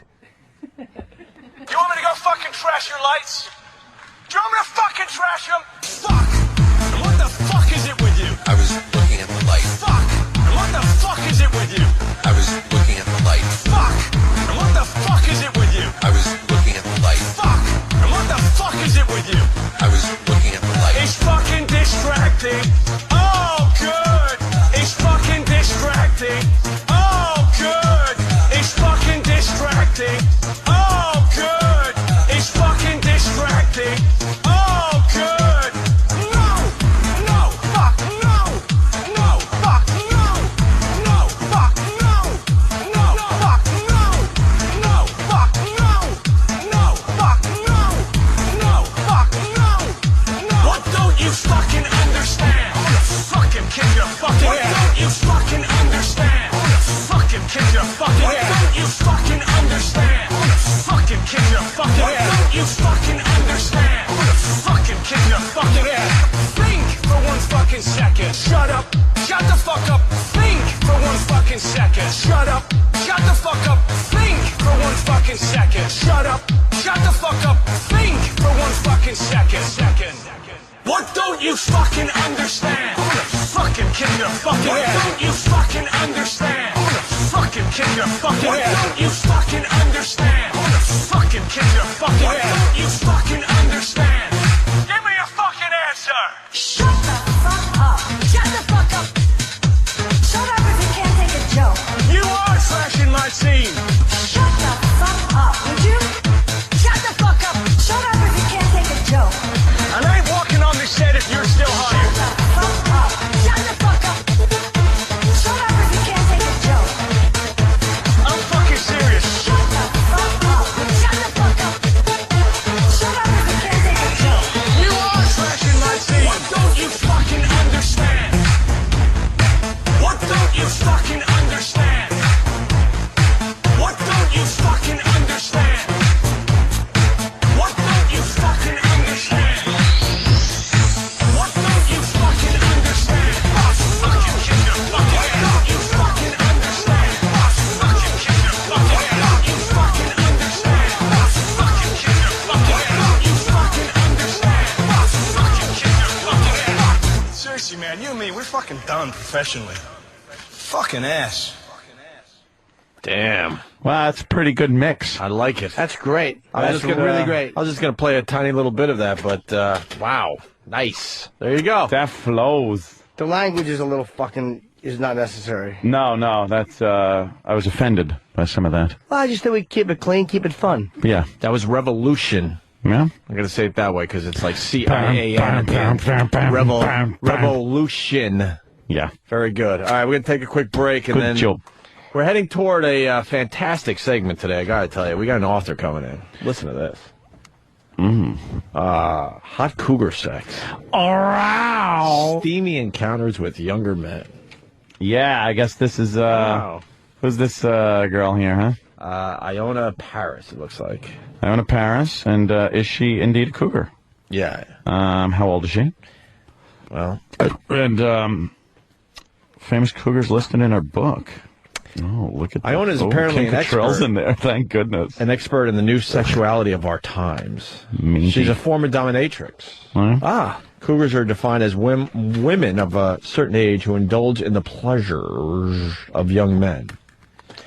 In the book, she talks about some of her different cougar experiences as well as those of her cougar friends. She mentions fucking and cocks a lot. I hope she's like Samantha from Sex and the City. I hope she's just like her. On page 66, she talks about a 250-pound sexy Puerto Rican cougar. Impossible. Exactly, unless you're on Jupiter. So we're going to talk to her in about 10, 15 minutes. Very excited. Thank God. You know how I love the cougars, Opie. Oh, boy. Wow, do I love the cougars. Nothing better than a nice old broad to bang. I love it. I got $100. What? I'm just saying, I got $100. Oh, okay. Watch me go. and we also $100. We should at least acknowledge the girl who did this great picture of the crew. That's really cool, man. Yes! We could talk to her after the break. Yeah, absolutely. That's a really good picture. We will do that, and we'll explain the picture. And I'll take a little picture of that. Can you have copies made of that, miss? Please. Ones that aren't, like, rippled? Yeah. I bet it was rolled up, right? At some point, and then maybe it got a little squished. A little bit. It's Kinko's. And then it got put in the Kinko's. Miss, is that the artist? Miss, this looks like it was done on a curtain. It's a bit wrinkled. Yeah. It's not to take away from the picture itself is awesome. Amazing. You got my body a little small. But, yeah. She's got you ripped. I'm a little, I know, I'm teasing, of course. Perhaps more than that. She had it hanging in her bathroom. That's the problem. Oh, is that it? Would you drop a deuce on it? It looks very good, though. That is really, and you did that? Yeah. Yeah. Why not 3 copies? Because we don't really share stuff here. What do you think? We all live together like fucking the Golden Girls? I thought you were going to smash it. We'll pay for it. Oh, man. No, that fucker. Get us more copies. I'm taking that home, for fuck's sake. That is going to hang on my wall. In your bathroom. No, I swear I'll put it like downstairs by the bar. Exactly. I want a copy too. I ain't gonna hang it, but I mean, I'll fucking. You hang it. You guys got another, what, $140? That was $70. Was it? I'll give you the money for it. Yeah, absolutely. I'll Do give you you a live lot around more here? than that. Yeah, I live in Queens. Yeah? Cool. That's around here. Yeah, it's somewhere far away from here. Who's that? Your fucking boyfriend? No, I work with these guys. These guys. These guys? Most guys that are in the arts are fags. Are you guys gay? Who's gay? Which one is a gay? We're in the New York Post. What? In the New York Post? You know, the newspaper. Yeah, I know that. For what? Murder? She's an artist. I'm in the news section. Do you do the post photo composites that we love so much where they put... Yeah, some of them. No, you're not. Dude, stop it. Yeah. Dude, you don't know how famous and popular and beloved you are with us. We love the photos, composites, where you put, like, ballerina tutus on football players. Yeah. That's you guys? Fucking A, I want their autographs. They're famous, right? Every morning we talk about those stupid photo composites and how fantastic they are. I want their autographs. They'll like have a Wall Street guy and he's sitting there and like in a Daffy Duck costume or something. Oh, it's fantastic. I'm stunned. Yeah, we love like Murdoch. that one right there. That's great. Did they yeah, do like that one. See that? Gwyneth Paltrow putting like a mustache and a little goatee on her and devil horns or something. I don't think they did that one. No, the photo composite ones are. Yeah, a little. Yeah, they're usually in the finance section, I've noticed, but they've started to spread out. You're getting a little more coverage. Dude! I know! Now, Travis they got me and Travis We go on and on about this. The Travis excitement is is a fan too, unbelievable. isn't it? It's amazing. It's powerful. You're like this one with Duff and Playboy Bunnies. There it is. See, look. Duff with Playboy Bunnies. Playboy was that you? Bunnies. I did that yesterday. Look at this. Shit. You are so fucking famous It's to in me. the paper. Well, Duff McKagan knows a thing or two about finances, and so they got him with Playboy Bunnies. But the Playboy Bunnies weren't in that particular shot. She had to make that. That's great. Yeah, okay. Who did this one? Because I won an autograph. Son of a bitch. I can't even see it. It's the tutu on Lawrence Taylor. Probably, She's laughing at it. Theo did that. Yeah. We can get Wow. that guy in here if you want. That's fabulous. Well, no, keep him there. Who Yeah, cares? we don't want him. No, I'm kidding, of course. Well, you're famous. There We you do. go. We bring it up all the time. Yeah. Yep, I've never heard it Travis, on the show. right there. Well, Me and Travis love it. Dude, I've never heard have her her. sign what she made. No, I don't want it signed. I don't Why? want it She's because the I one know that you did it. fucking got. Oh, her sign it. Yes, I thought you meant we sign it. No, have her Why sign would we it. sign it? Why would Yeah. we sign her Painted. work? Well, I want to give her. Look, I want to give her the money, and then I want a nice flat copy, and then yeah. So it's flat. How about this? So I'll do that, and then you can sign the bottom of it. Yeah. How about you don't go to Kinko's? What's that? Go to a better place than Kinko's. Kinko's what? Go to a better. I like her. She has a little bit of an attitude that I would call shitty. She's an artist. She's very defensive. Don't go to she's trying to be Kinko's. cool, Kinko's man. what? She's a cool broad. I like her. No. This. Can you get this copied? Is it a photograph that you're having copied or no? No, it's just a file. It's Yeah. It's on. Yeah, I'm giving them the file and they print it. What did you do that on? I did. Originally. I have the original. I mean, I could give that to you guys too. Holy shit. Could you print it on something better, like photo paper, or no? If it's paid yeah. for? All right, go to That's me Dugal. more. I know it's a lot. I like this. She did the little fingers. Hey, you want the best? I'll Ant? fucking pay. I want the best. Dugal is the best in the city. And I'll throw you a few bucks for the effort. Because And I'll throw you a few bucks for something else. Because you know. Wait, she said throw her something else. You're fucking, you're doing a good job here and everything. I want you to, get paid for it. Well, all right. That's sure. Because it was really good. I'm absolutely, that is going to be one of the. We haven't even described it yet. It's us three in the middle of a city just destroying it. Let's see. Opie's got some kind of a. What does Opie have? An axe? What do I have? A An club axe? or something? A bat? I seriously thought you guys were going to throw it out the window or make me burn it or something. No, we actually appreciate good stuff, which goes to show you how much good stuff we actually get. None. It's great. Our listeners bring us shit.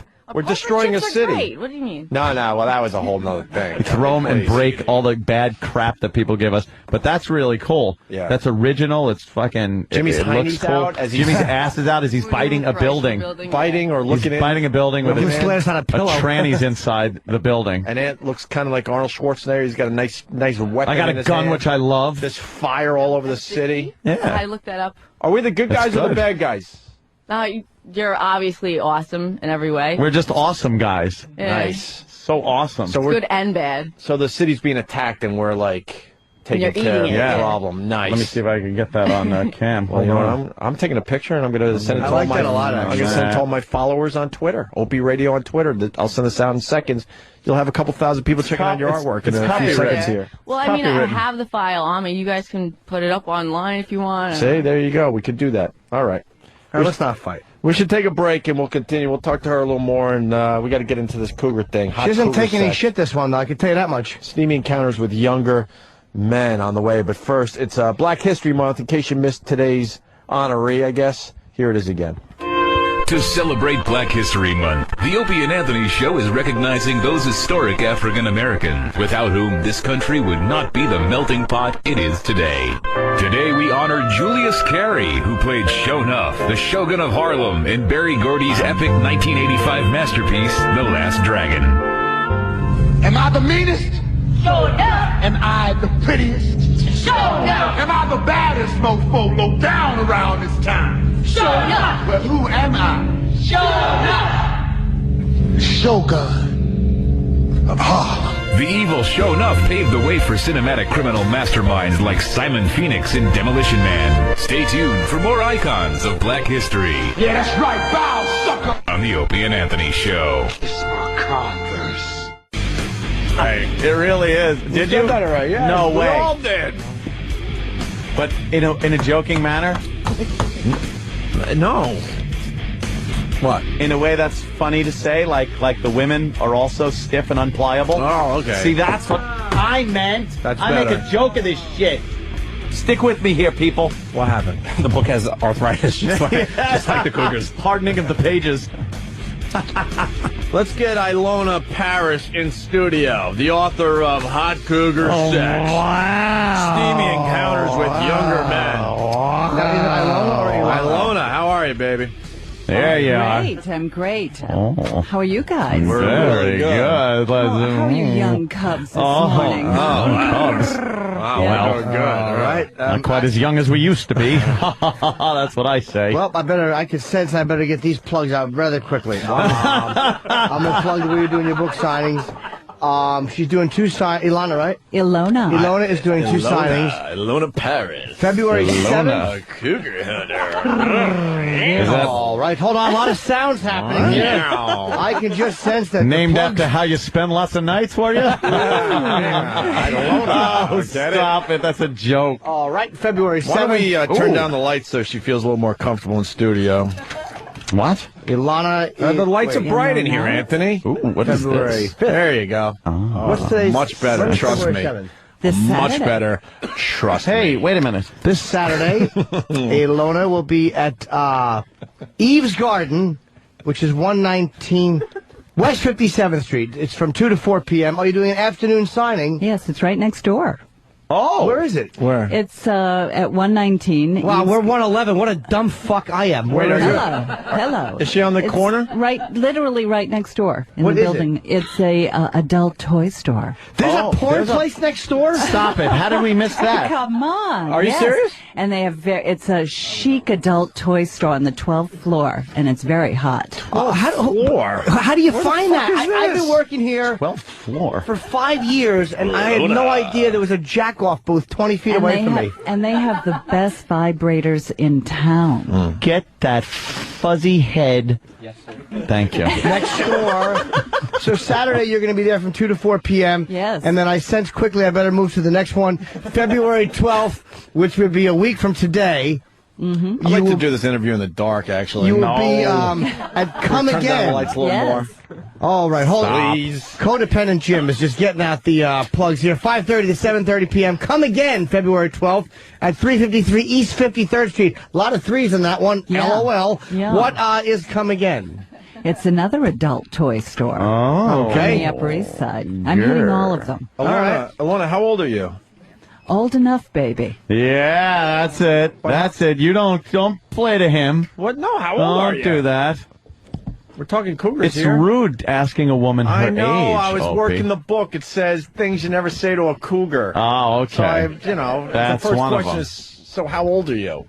That's See? the question you're not supposed to ask. I know. darling. That's why I did it. See, 'cause Yes, it's a whole yes, good boy. section. Get over here so I That's can not- give you a spanking. Opie isn't very good with cougars. Oh. He doesn't understand the whole cougar concept help him. and things like We'll that. You're going to have to walk him through. What is the appeal of for a younger man to be with an older woman? A cougar, if you will. Yes. Well, the appeal is she's very experienced. Opie. Yes. She knows how to Everyone handle else went herself in the home. bedroom. She can keep up with him. And he gargles. feels, he loves being with someone who's accomplished so much in her life. Really? Yeah. And that doesn't take away from the experience that the gentleman is with a woman that is perhaps sometimes the age of his own mother. Well, it can be quite the turn on for a younger Can it? man. So, in my experience, In your experience, it has. been. Yes. You've had a lot of experience as being the cougar. I like to do my research for my books. Oh, yes. I like do to tell, do a lot do tell. Of research. So, yes. so you hit the scene, the bar scene, I would gather. That's where you didn't. find. But where do you find your young gentlemen? I find them. Well, hopefully they're pigs, but What? Oh, you like a good. You like a good, nice deep dickin' from some young guy, right? Well, I think so. Are you a size Absolutely. queen? You like the big cock? I am. Yes, Yeah? I am, darling. I think, you see these sex therapists and they say, oh, there's nothing. It's not about sex, about the size of the sex. Yeah. Liars, right? I think so. Yeah. Yeah. You need a I big, think it's all about the size. big fat hog. You like Yeah. Wait, I hear you. You were a dominatrix too, it said? That's the rumor. How long were you a Dom for? A couple of years. Were you here in New York? I have been all over the world. You know Jimmy Norton? Here and there, yes. Whipping and spanking. But you were like a legit Dom. That's true. Okay. Yeah. Absolutely. What was the freakiest thing you had to do? Yeah, what was your range of sessioning? I think someone wanted me to dress up as Batgirl and blow a powder puff in their face. Oh, that was interesting. Yeah. Who's Powder Puff? I'm not It's telling. a blowjob joke. I love it. Did you do really kinky stuff like strap on or showers? I in most states, supposedly it's against the law to do those things. But it's in the past, though. It's like admitting I used to smoke pot or something. It's like, Yeah, You know, yeah. Have you ever shit on someone's chest? I'm not into brown showers, boys. It's called brown showers. No. Ugh. Yeah, what was your Dom name? Lady Leopard. Really? Yes. Lady Leopard. So now you have this book that Hot Cougar Sex. What do you see guys, younger pigs, as you say, or younger guys, whatever, young men? Cubs. What do you Young see them? cubs. What do you see them liking that you offer them as opposed to the younger women? Like what do you see them enjoying in an older would be woman? it. Yes. Yeah. Yeah, they just. I think it's a lot of fun. They're young, they're fresh, they're a lot better than an older man. See, okay, now that's the question I wanted to ask you. Yeah. You just brought up the older man. Now, you obviously do not enjoy being with the older men. You like the younger guys. Why is that? Well, I find the younger guy he's fun, he's fresh, he's not stuck in his ways. Right. He's not into sitting at home eating a bowl of ice cream and watching TV every night. He wants to go out and do things. He wants to get laid. Yeah. He wants to go to hear, great concerts or do something fun in the city. Anything physical that you find different in the younger men and the older men that you choose the younger? Well, in most cases, I can get it up, but I have to say I have new hope in the older men. Really? Why and is my this? current boyfriend is quite fabulous, yes, but even without that, in fact, today in preparation for the show, I had a cum facial. Oh, you did? And you might notice a nice glow. And I would have to I've say, noticed that same as Jimmy's. It's not, oh, that's not nice. Did you really have a facial? Yeah, I You hear me did. trip on a facial? That just got my interest. Did you get it in the eyes and stuff? No, you don't want to get it in the eyes because then it stings. And it's bloodshot. We saw Jimmy come in. He shot a load in his own eye once. He's got good range. I'm amazing. When I'm alone, it looks like an elephant stepped on a tube of toothpaste. If I'm with somebody, it looks like Dick Clark sipping buttermilk. Now, how old, or about how old is the gentleman that you are with? Late 50s. Okay, so now why is that? If younger man. If you do you just like going out and getting laid by these younger guys, or do you like a little longer term relationship thing? What are you into? When I write a book, I do a lot of research. I'm probably considered the gonzo writer for sexuality. So whatever I'm writing about, I go out and I explore. And so I had met quite a few men at least, and enjoyed the experience an awful lot. They're just fun. They're vibrant. They're alive. They've got fresh ideas, and they're not stuck in their. Let me tell you something now. Tell me, baby. I agree with you 100%. Because I, too, love young broads. I cannot stand women my own age. Why? Or old, because they're fucking hags, first of all. They're hags. They're bitching fucking cunts. And I'm just being honest with you. Yes. And when they take their clothes off, there's this fucking thing that gravity has done, or childbirth, that has devastated their body and leaves me with nothing that I can look at to satisfy myself visually and stimulate me in that way. I like an ass like a snare drum. Boom, boom, boom. Nice, tight ass that doesn't look like they've been sitting in a gravel driveway and then gotten up and brushed the gravel off. And how does your ass look?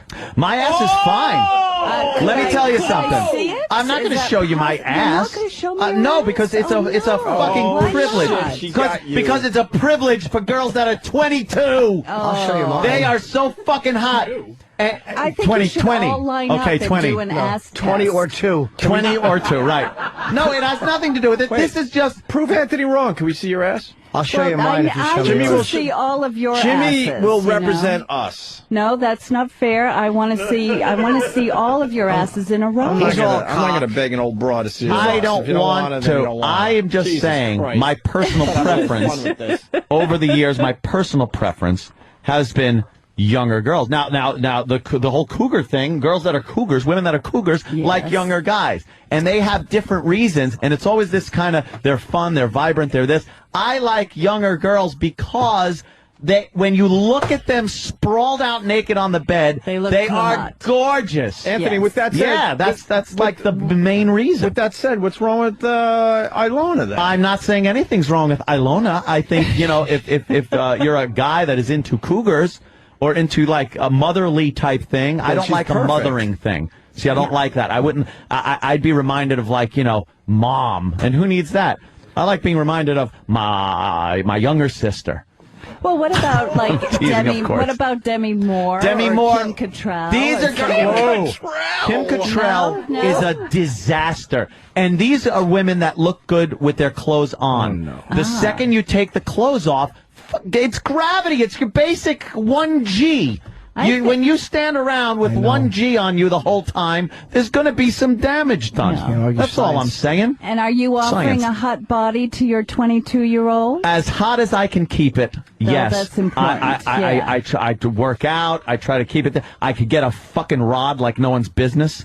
Well, I have to agree with you, though. I think, young guys, come on. It's the same for me. When I see a hot 28-year-old guy. Oh, stop. Physically, he's hot. See? Yeah, that's what I'm talking abs, about. the tight abs, What does he get in? thighs. What does he see? get in return? He's got the hot body for you. What does he get?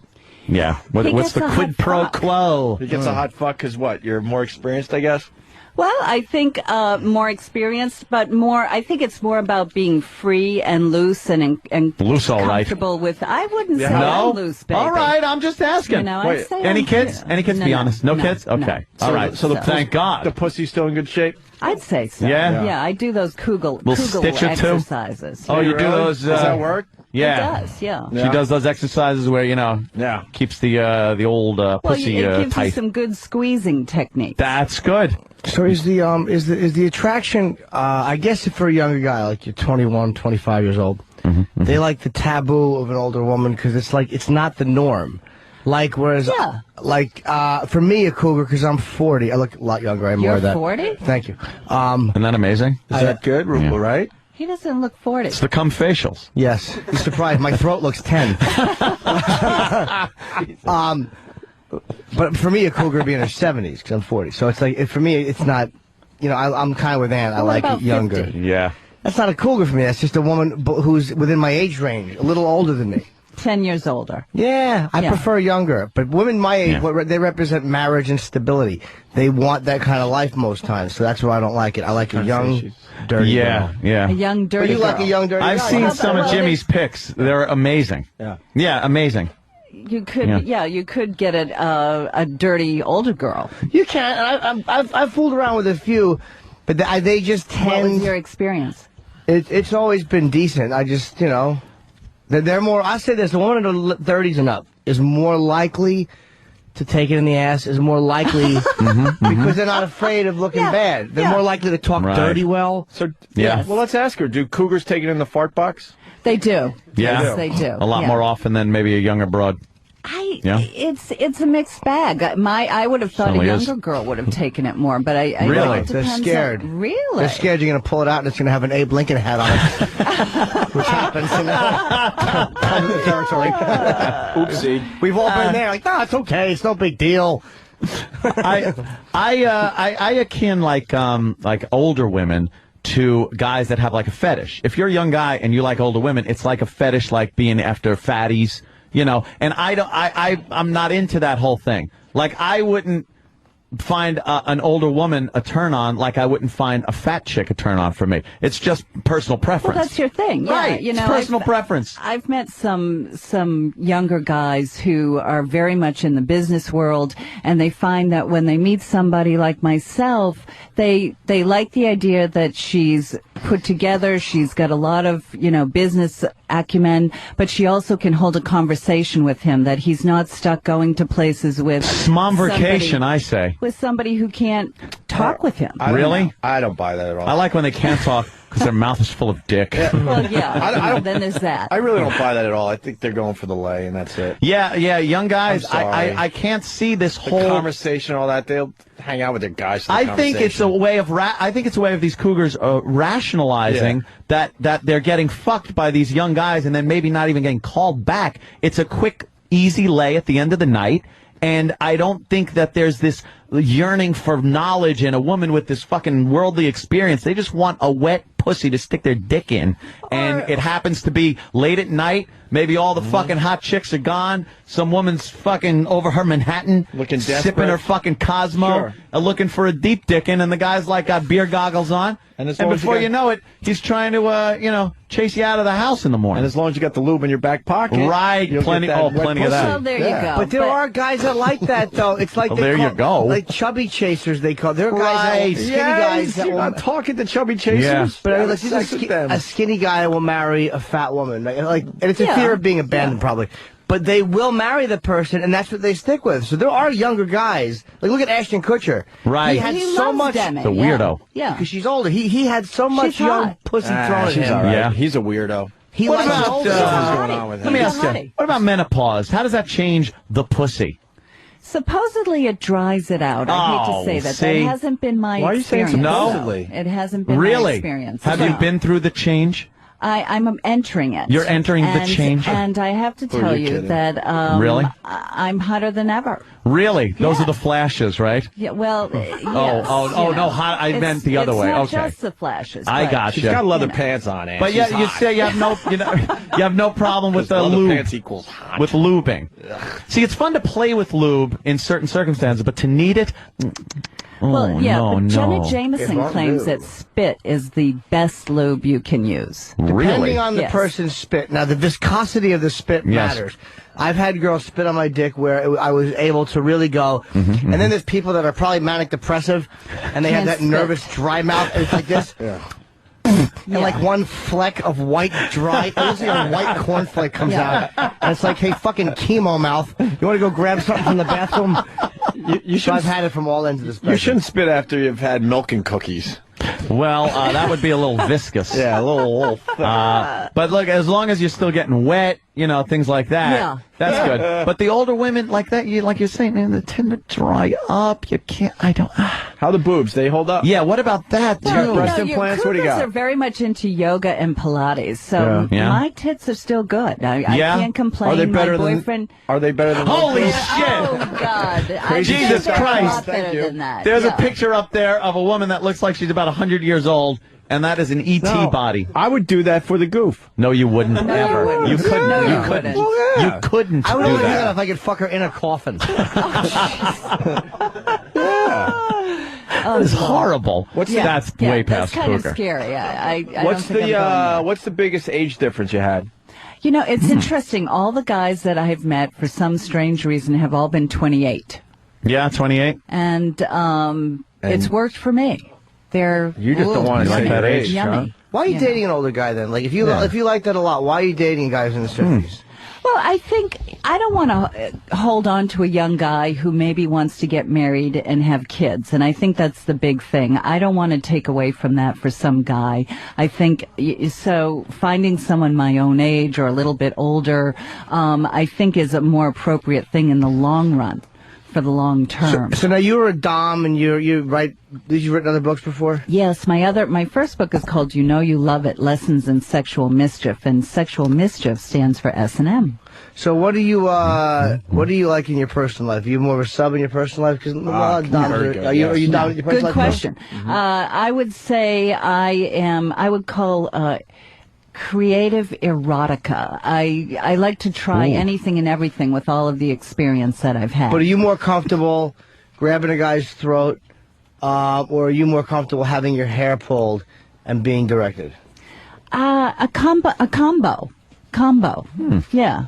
Like a little bowl. Like to do both. Whatever feels good, right? I'm the same. Exactly. Whatever you're into. But I'm you not can, really into, I dated someone recently who wanted me to tie him up, whip him, and put a hood on him. And it just kind of didn't work for me. Yeah, a white hood. Well, I was Holes in trying it. not to say anybody's name here, you know. But that just doesn't work for me. I don't find that sexy. Yeah. You know, as a job, it's a different thing. That's You like what to I did spank for people? a job. I've got into spanking a little bit, but never too much. I think if you're spanking somebody, whether it's a young cub or an older man, and he's, you know, inside you, giving him a couple of smacks on the butt gets the cock going. Yeah. Yeah. Keeps the machine moving. Would you spank young Sam for us today? Sure. Aw. Young Sam, would you take a bare bottom spanking from the cougar? He'd have to lean over the table. Well, of course. Yeah. Does it have to be bare bottom? Yes, it does. Of course it does. Does it have to be bare bottom? Oh, his voice I've cracked. had lessons in spanking, you know, Yeah? and I've given Really? them. So Jimmy I'm very good. teaches people how to spank, right? I do. You keep your arms stiff and you yell, "Don't shit." So what is the lesson in spanking? Well, Sam, let's go. You want to, you know, you don't want to keep hitting them in the same spot, but you want to get them in the sweet spot, and you want to. That's what I did wrong. I was separating the cheeks and then flicking the hole with my finger really hard. That can't work. Yelling That's naughty. a different kind of spanking, darling. All right, so Sam's going to get spanked. Someone's going to film. Where's E-Rock? Never Or somebody else darling. that can Sam, why don't you get Take your a bare bottom spanking? spanking? Oh, yeah. yes, line them Come up on. for me. take your spanking. I'm going to take a picture, Sam, for your girlfriend. There's a problem. If we do a bare bottom, there's a huge risk. Of what? Uh-oh. You're coming in your pants? What? What kind of underpants do you And have him on? putting No, I bird just droppings. have blue underpants, but I think I can get away with a Blue underpants spanking? underpants spanking. Oh, we yeah, fucking Yeah, we'll he do doesn't. You underpants don't want spanking. markings? Is that what you're saying? Yeah, because yeah. of the girlfriend. Yeah. You won't be marked. Well, she kind of knows I'm into cougars. Ah, okay. See? I mean, Yep. That's all he talks about all the time. Is Yeah. older women, older women, older women. Get over there. Get your spanking All from right, the, all from right, get over Underwear here, sweetheart. spanking. from the bra. Boo. He's got like not even under. They're boxer shorts, so it's not even like tighty whities where you're gonna get any impact point. Oh Jesus! Sam, wait. Get over the counter. What are you doing? What's wrong with you? You don't know how to get spanked? Okay. Fuck, Sam. Can I take these off? Oh, I got to get a picture of Just Sam. pull it down a little bit, I guess. Yeah, pull Just it- like the top, maybe, or something, or. So you're gonna start off light. You ready? oh Here we my go. goodness. Ooh. See, and then you go around, and you get the sweet spot, which is Oh, right there it is. Oh, Oh, Sam, you're digging it, right? very much. Sam's Ooh, loving mommy. it. There we go. Oh, mommy, he's saying. Yeah, play it up, Sam. Ooh, man. Just like mommy did it. I love it. Is that her pussy or did you fart? No farting. No farting. No. I wish I could, mommy. I wish we I go. could. Mommy. Give me a number from 1 to 10. 7. 7. Okay. Count. Ooh. 7. 1. 1. 2. 3. Yeah. Dick, I love it. 4. 5. It's feeling hot in here. 6. 7. Oh, you like 7 the best, did you? Where are we? Oh, 8. Oh, she can't count very 8 well. for good measure. That was 9, by the way. Hey, would you put on a strap on and now and you know, kind of teach him a lesson? Do you have one in your pocket? Have you done that before? Have I? It's against the law in the United States. To put a strap it's on not. and dick somebody No, with it's it? Is it really? Is You it? know all Against the law. she knows all the I could get rules. arrested for doing But let's just that. say, have you, though? Not Where? now. They're not going to come after you if you have in your life. Hypothetically speaking, would you ever? I wouldn't because it's against the law. Right. How Against the about law. we're talking about sexual preference. Technically, sodomy is against the law, too, Yeah. in a lot of places. So you can't say you wouldn't have anal sex, you wouldn't have oral sex. Well, Both you was know, considered sodomy. If it's part of a job requirement, then you want to do the best job you can do. That's what I would say. It's not something that I would prefer in my personal life. It's not something that I'm interested in doing personally. But, if, like anything, if typing a letter, you want to type well, using a strap-on, if that's required in a job, then you'd want to. Wait, hold on. That's a big jump. Well. Typing a letter. Yeah, that's how you ask. All right, well, I'll hire you to be a secretary. How many inches a minute can you take? Right, there you go. There you go. All right, So, as far as I just want to get back to the cougar thing. Yes. Where would a woman who is a potential cougar, yes, a cougar, someone that wants to be a cougar, where would she go to meet guys? The best place to meet the young guys that she would want to take to bed.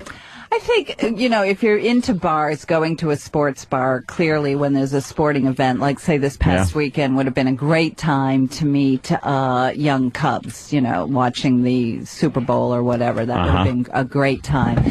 So I sit down and talk about baking while they're trying to watch the game? Well, I don't think so. You want to keep up and talk about the sports But with you them. would have to, do some training. Some of these cougars would have to know something about, football or sure, some of these things that the young Cubs, as you say, are knowledgeable in and interested in. Because it's kind of hard to go to a younger guy if you're an older woman and find common ground and be able to talk about things that, except maybe fucking. Well, it's been funny because I thought. Oh, God. You got right I'll over wait me to the on that point. one. No, Yeah, I you know. got right over All me right. on that one. But I have been surprised that I was able to have conversations with guys who Really? were, say, 28 years old. We had a lot to talk about because it was fun conversation about things they're into, I'm into, and we actually were able to converse, which was a surprise to me. The most common conversation you could get into is depends. I don't think I'm so. kidding, in your of course. Dreams. In your dreams, No, darling. that's silly, of course. So, I tease. The book is called Hot Cougar Sex. Stop talking and start sucking. I think some other places to go would be go to Home Depot. You could ask somebody what Home size Depot. nail he would recommend. Or if he has any suggestions about what type rope would be good to use. Screw, you shouldn't say nail screw. Does he have a good hammer? He could suggest something like that. I would go to the supermarket and pick up a cucumber and go, mine's bigger than yours, my cucumber. Well, and that's a good way to pick up Mrs. Dean Wormer. I'd pick up a zucchini and say, mine's darker than yours. Or a nice banana. Or a yam. You say, I drop logs this size. So or how about a good banana? Hey, where's your line as far as cougaring goes? How young would you go? Well, no, like stuff. Like are you into I don't know, ATMs? What do you mean? Ass to mouth. Ass to mouth. Ass to mouth. Everyone has their line. Problem. You would go ass to mouth? Sure, why not? Their ass or my ass? Anybody's ass. Oh, it'd have to be yours. Yeah, I guess. Yeah, you're getting fucked in the ass, and then pull out, and then right into the mouth. Right. Is that ass to mouth, Jimmy? Yeah, I think that's a line You're breaker. tasting your own ass. That's a line breaker. It's, it's bad for your health. How young would you go, as far as a guy goes? I might go to 20, but I wouldn't go, let's Into say, the age teen? 15. No, I think that's 16, That's reserved for teachers. I think those, there's a lot of that going on these days. So I wouldn't go to 15 is you go like legal, 18, 19 even? legal. Something like that? Why Okay. not? All right. That's good. I like the way you think. Why We not? think a lot alike, only completely opposite. Different, Yeah. Yeah, you're for the women and I'm for the guys. Yeah, exactly. You're like two creeps in separate but equal vans. Right. Exactly. I'd say that's Two about it, yeah. fucking sexual predators on the prowl. Exactly. Yeah. Looking for someone young who needs a parent figure. Two pieces of shit in the same pod. Two pieces of shit looking for youngsters that need a father or a mother. That's right. Exactly. Yeah, we're just going to help them out a bit. You know the best place to meet young guys these days are, and maybe even for women, is on the train, on the subway. I have found that on the subway here in New York, I have met more young men. Bet you have. I'm telling you, like, oh my God, it's like a candy store. It's also the best place to be piped over the head, robbed, or have a man shit his Pushed onto pants the and then try to entertain you as the train is moving. Right. Ladies and gentlemen. All right. We get it. You don't have a place to sleep tonight. Shut up. right, well, we like this. Ilona Paris, hot cougar sex, Very good. encounters with younger men. How do you answer the question, how old are you? Because that's one of the questions that was suggested. I suggest that you discuss it before you're naked and have just done the deed. Don't ask it after you've just fucked her. Ask her before. Right. Because then she can calm herself and prepare. She's old enough you can put nitroglycerin on your dick and just jam it in her mouth. Like I said, I prefer the younger to older, but sometimes the young girls don't know what they're doing, and I do have a clip of me in that experience. Fuck's sake, man, you're amateur. Are we going to see it? And then, I sing a little song. See, I didn't know that there was a sex place right next door here, 119 57th Street, 12th floor. Yeah. I have to go there. Come Eve's Garden. That's 2 to 4 this Saturday, p.m. Do you have a website? This will be easier. I do. ilonaparis.blogspot.com. Okay, ILONA Paris.blogspot.com, and they're going to ask if you're an adult and you want to go in. I'm sure it's adult content. No, it's not. Is Paris a fake name? Yeah. Paris is a fake name? Paris is it's my name that I took on when I got Started divorced. writing? Pseudonym. Why the divorce? Now we got into... Oh, boy. Why did you get divorced? My husband and I, it just didn't work out, and After how many years? it was a shorty. It was a is that shorty. the problem? And you can But he take said it how many any years? way you like it. Take it any way you like it. Yeah? Yeah. All right. Quick little marriage. Things didn't work. Yeah. And then you young decided to go guys. out and fuck young guys. That's I'd say that about You're a sums it trooper. up after I became a dominatrix. Sure, Okay. why not? All right, so you were really mad. People don't just become doms because they're like, it'd be fun to torture a guy with fucking nipple clamps. And there's some probably a CBT. reason. This was, so you're probably mad after you divorced and you want to beat the shit out of guys, and that was a great gig to get into. I don't think so. I think, what I've found is when people get divorced and they're older, and if they haven't been getting a lot of sex, they tend to go to the other end of the spectrum and fuck their brains out and get involved in all kinds of sexuality that they haven't done before. And that was kind of my case. I just got so involved and went to the far end and started exploring all kinds of stuff. Where'd you work as a dom in the city?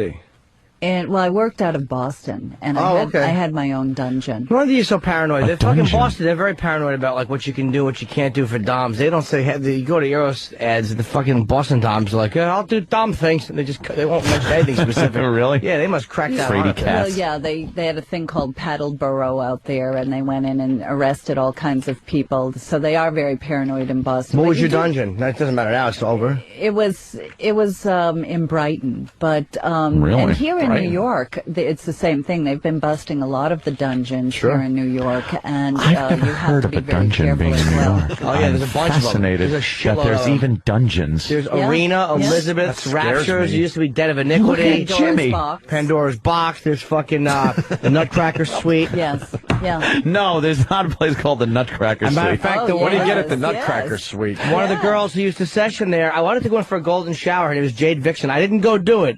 But one of her sure? slaves, 100% believe me, I tell you, one of her slaves just shot and murdered her boyfriend. It was a Oh guy. yes, I heard about this. He was actually married to a dom at one point. You sound like Dr. Kaku talking about space and time, Yes. and you know so much about this, Jimmy. I've always kinda I'm liked it. fascinated by But I put Jimmy's it down. knowledge of doms and dungeons. Are and- you a dom or a sub? Switch? I do both. Yeah, I prefer to be dominant. But I like fetish. I'm much more fetish oriented, golden showers, stuff like that. But which I don't consider to be submissive. I'm not naughty when I get pissed on. It's just great. Well, I found that a lot of the guys in New York are into the whole what they call full toilet. Full toilet? Of course. The boys are, whoa! What is full toilet? It's golden and brown, rookie. Yeah. Oh, is it? Yeah. Of course it is full Yeah. toilet. What about a toilet little training. vomit in there, too? That's Roman. Well, that's Roman, yes. Roman. Yes, that's Oh, of Roman. course. Oh, look at us learning stuff today. This is wonderful. Then there are pink showers, which I could never do. Pink shower would be obviously the period. Okay. Or Roman. Yeah. Yeah. So you get it all. You But got good logs when you're doing this? I don't know. That was never my Yeah, thing. never her But thing. I think She doesn't do brown. there's. Oh, you don't? She's done brown. She just doesn't want to talk about it. You got no, good logs I don't, or what? No, that really was not my thing. But there are a few gals here in New York Yeah. who do specialize in that. Sex during your period? You enjoy that during the Carter administration? I think during the Carter administration. Teasing, of course. Oh, teasing, of course. In your dreams, baby. Kidding. But, I think it makes women more sexy. Does it? You like that? See, I don't care. They're very turned on. I don't. Yeah, a lot of guys don't mind it. I don't care at all if that fucking bed looks like Mr. and Mrs. Lizzie Borden's bed. A crime I don't scene care. thing? Just put down a yoga crime mat, scene sex? Doesn't matter to me. Yoga mats. Don't care. Yoga mats I don't do my own laundry, so I don't care. Yeah, but do you clean off it before you go to sleep, or do you just fucking fall asleep? And then just roll around and make your own painting. Yeah, yeah. Your dick is It stuck is. to the sheets. I can't have period sex. It's like the Shroud of Turin, only a cock. Jimmy cannot have period. He gets pissed on, and gets pissed on in the face and mouth and whatever. Yet he can't have period sex. No, it's not my thing. I don't mind spit in the period mouth, sex at spit all. in the face, all that shit, but just period stuff. I just never did it. Oh, all Do you right. spit in people's mouths? I spit in their faces. I spit in their faces. Why not? That's cool. You know. Where you at with that these days, Jimmy? It's fantastic. I've done No, it. as far as like, I know where this is going. What? Would you take some spit? No, I'm kind of seeing somebody now. It's not, you All know. right, then that's fair enough. But if He I wasn't, wouldn't I mind. would. Sam, would you? More than kind of seen. Oh yeah, that's right. Oh, that's right. You're We in trouble forgot for about the that. spanking? Why? How is the spanking? I would assume. You can be in trouble if it's from an old broad. How was it? Very erotic. You hated it, right? No. Are you a sub, Sam? Well, I can't picture Sam being turned on sexually at all. He's like a roach. Speak honestly for once. Instead of, did you like that? No. All right, good. It's silly. Was it hard? The spanking itself? Yeah. Yeah, did it hurt? Like that hard? It didn't hurt. It wasn't like comfortable. It wasn't like getting tickled, but I think when you're in a situation like this, you can't really focus and enjoy the sensuality of it. It's more of kind of like a joke. But if you're in She an makes a good point, exotic, Sam. dungeon with ropes and things and leather and latex and everything, it's a totally different experience. I think I was going to be killed. You know, I don't like that whole shackled up and tied up things. And Dungeon's never sexy to me. No, Too impersonal. couldn't It's too imagine. dirty. The floors are filthy. You've been there though. I'm sure, but very rarely. I would always session at my house. Session. Yeah, I like that. He uses all the jargon and everything. But it's true. I wouldn't go to You're dungeon. great. So if you're My hero. playing at home in your house, is that sexy to you? Is that erotically sexy to you? Of if course. You're playing? Yeah. Much more. Okay, so Yeah. so it is possible. Oh yeah, but it's much. See, there you go. The It's dungeon very itself sexy. creeps me out. Yeah. I don't like walking in and seeing all that fucking medieval shit. It's like, I don't know, you gonna fuck me in the ass, or would you think I might be a witch? What are we doing here?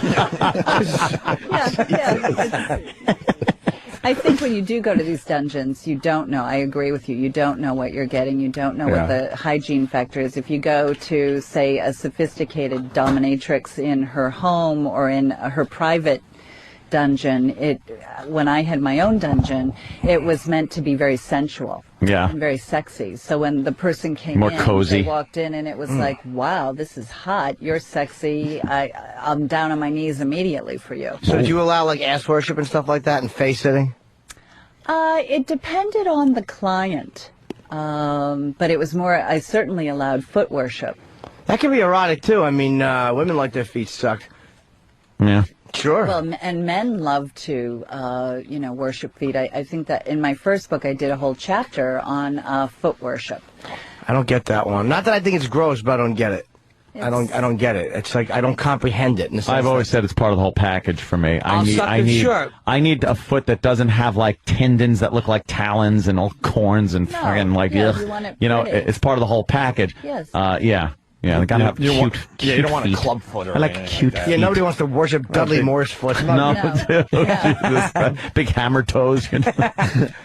Again, a cougar question that I was curious about. A woman, first time cougar, right out of the box. She wants to give this a try. What is a few or one of the biggest mistakes she can make while going out there and trying to pick up a young man? I think don't laugh at the guy. If he says something and he's Jesus. talking about, what he does for a job or what he likes for music or what he likes for television or something, don't laugh in his face and say, oh, that's so stupid or something like that. Don't laugh at the guy. I find men are very sensitive. I don't think you'd have to write that down or anything. That's pretty much like common sense. If the guy goes, well, work at McDonald's for minimum wage, and and you go, I was just fucking a goddamn Wall Street executive, dummy. Yeah, if he likes Metallica, don't embarrass him by saying you like Benny Goodman. just let him like Metallica. Yes. Don't make fun of him. Yeah. Or don't make fun of his accent or something like that. What about dressing? How should the woman dress while she goes out? Should she dress slutty? There's a fine line between looking ridiculous if you're an older woman and dressed all slutty. Because I've been, driving, and then you see some woman walking down the road, and you go like, what's going on there? And then you pass and turn around and look and go, ah! Because they're trying to dress like they're in their fucking teens. Well, I agree, and I think I've seen some. I did a show recently with somebody. Uncle Milty? Who was, not that one, but I don't want to totally give away who this person was, but the person, this woman was overweight. Yeah. She was in her 50s. She wore clothes that were too tight. She had on the leopard skin. And I'd say for an older woman, be careful when you wear the tight leopard skin. Yeah. On Saturday Night Live, have you seen the Cougar Den with Cameron Diaz? And they dress up like these older women who are cougars, and they've got the growling and everything going on, and they're all wearing leopard skin and tons of lip gloss. The hell is that all about? I think you want to dress pretty. You want to dress, wear some nice fitting jeans, wear a sexy top that shows off your breasts if you have nice breasts. Yeah, and don't go overboard with the lip gloss. Right. Exactly. Do you know what's sexy with leopard skin? If a woman wears leopard ears, I like that. And a tail. And I like a leopard ears.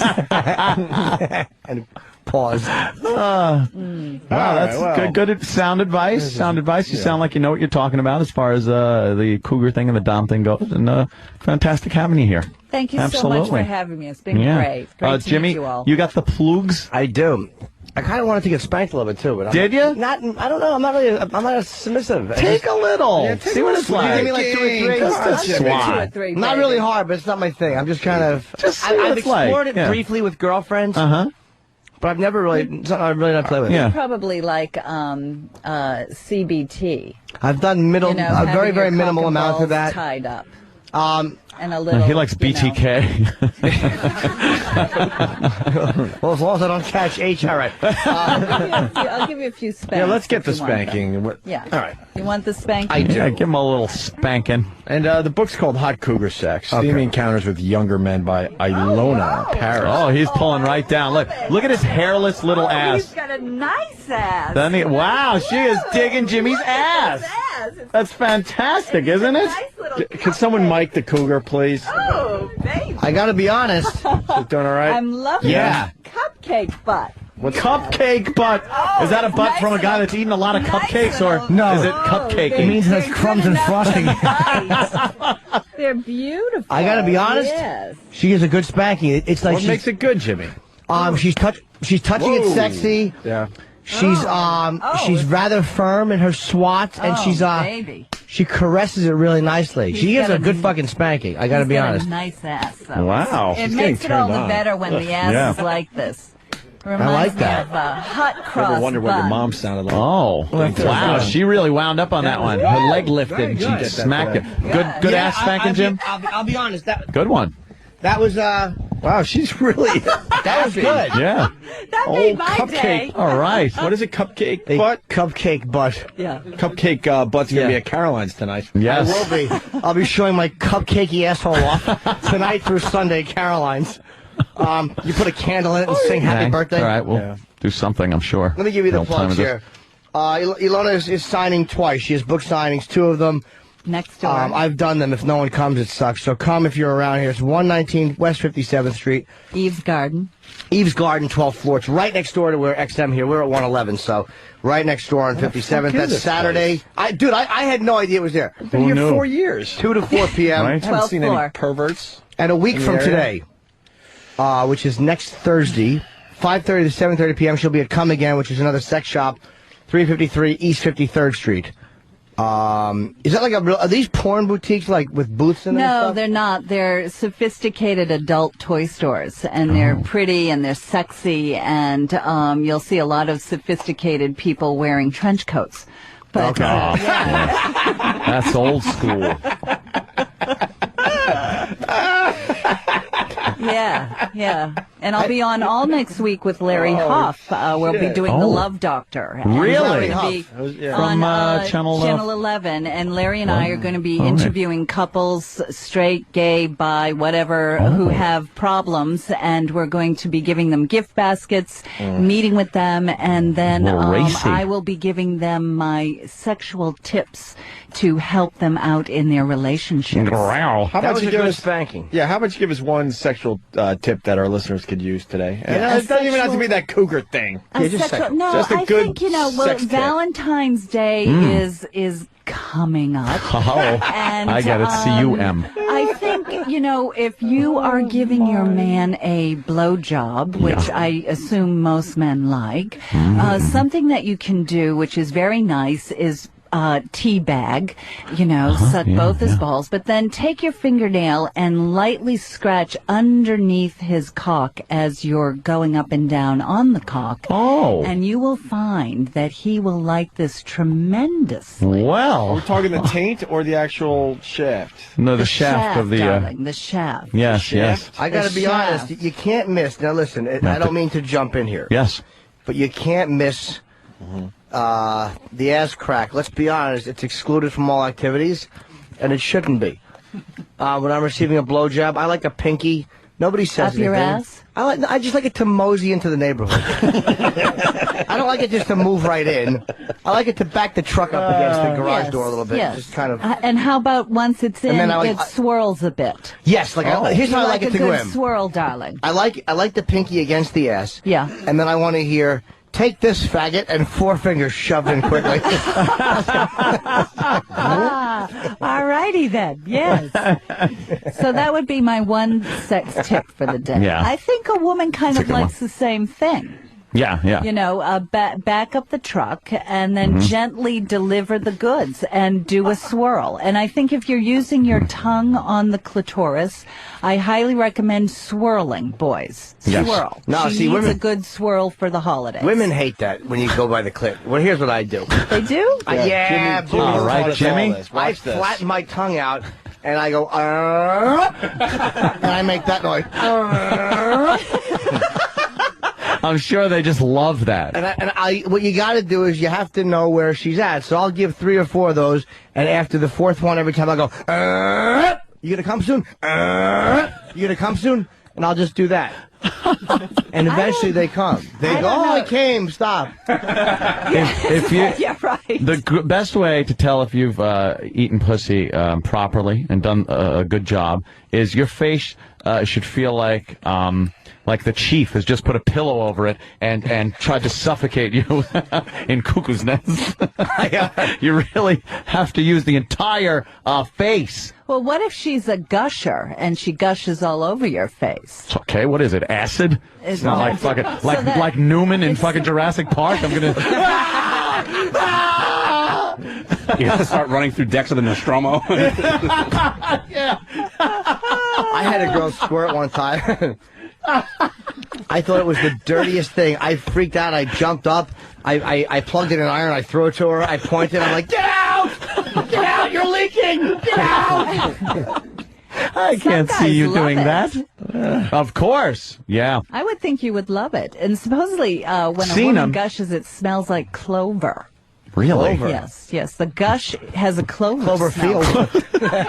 No, I've had a couple gushes in my life, not many. I've seen gushers here in the studio. I've never been with a gusher. That Have would you been probably able to get frighten somebody me. to gush But, right on the table here? A girl was able to gush. She right was into Big A's right into face. this guy that we know, Big A. Yeah. And she right into his she face. wasn't peeing. She was she was gushing. Yeah. She was. I'm not sure. The jury's still out. Could've been No, dude, that was like a spray that wasn't piss. No, it's not piss. Believe me, I've seen enough girls pissing outside dumpsters and in the woods and shit like that. Because it would be yellow.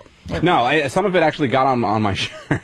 Really? And I smell. It was not piss. It actually was quite good. It tastes different. It smelled very Yes, good. like clover. Yeah. So Like there you go. clover. I don't know if it smells like clover. My boyfriend is obsessed with my gushing, and You're a gusher. Yeah, he's Wow, obsessed. gushing and cougar. is constantly, hoping that we're going to have the big gush of the century. Really? Yeah. What gets you to gush? What exactly makes you come that way? I think there has to be an awful lot of foreplay. an awful lot. And then there has to be a lot of foreplay, a lot of, in and out, and then back to the foreplay. Yeah. You have to get the woman she also has to be very relaxed. Does it taste like Ensure? No, you bad boy. You get over here. Let me I'm spank kidding. you. I won't be spanked. Why I will not count out of your dumb spankings. See, here's the I want to problem. see those cupcakes. No. Oh, no. Come on, Ed, show her the cupcakes. No, Opie, you've worked with me so many years. You know that's going to happen. She wants to see your cupcakes. Oh, Opie, we've been working together for how many years? And you absolutely know it's going to happen, don't you? But she wants to see the cupcakes. Nah. Tonight, I'll just tell you what his ass looks like. Picture 2 cupcakes that have had lots of dicks in between them. No. Oh, my God. I beg to differ. And how have you seen his cupcakes? It looks like a deep, ugly chocolate cupcake with white frosting always leaking out of it. Oh, I have never taken a cock in my ass, Jimmy. That's what Anthony's cupcake looks like. Cream filled. I would never. Cream filled. Yeah. My God, man. All right, let's get ho-hos. Let's get her out of here, man. I mean, Alrighty. she did good, I guess. She really did. Hot cougar sex. Very Thank good. you. I loan a Paris. Good job. Thanks, guys. Very brave of you coming out during the daytime. Really? We got the book signings. The book's called Hot Cougar Sex. Yeah. Hot cougar sex. Yeah. Thanks a Pick it up bunch. if you're a cougar. Thank you so much for coming in. Good luck at the book signings. All right. I'm sure you do great. Thank you for the spanking. And the spankings. yeah. I enjoyed that Fantastic. very Sam much. enjoyed it. She's a very nice lady. Yeah, we like She's a her. nice lady. Sure. Here she goes. Why don't we give There's her our studio audience. Give her a little hand there. And she walks out. There it is. There you go. Yeah. All Oh, right. she's walking over to the side to get her accoutrement. She's got a big fur coat over there. Is that a fur Of coat? course she does. Leather pants. Fur coat. What do you got there? Oh, look, she just showed her her ass there with the leather pants. Oh boy, I missed it. And she's getting her what is that, real fur? Yeah, okay. I'm Real not fur? against that. Believe me, don't worry. I love it. I don't No ca- fur. Boo. I don't care. Jimmy's a faggot with this fucking fur thing. Who cares? Top of the food chain, motherfucker. I'll wear and eat whatever I want. Why are you bonding with her? It isn't It is mean. It's just no, mean. I'm bonding with just whoever the fuck. No, it's mean. Leave the animals alone. Leave What? the animals alone. They're here for us to use, to They wear, like just to be cute and nibble and things. eat. They're here for us to eat and wear. That's why they're on this fucking... If they want to fucking put traps out to catch us, so be it. If a fucking mink traps my foot, I'll go, well, you got me.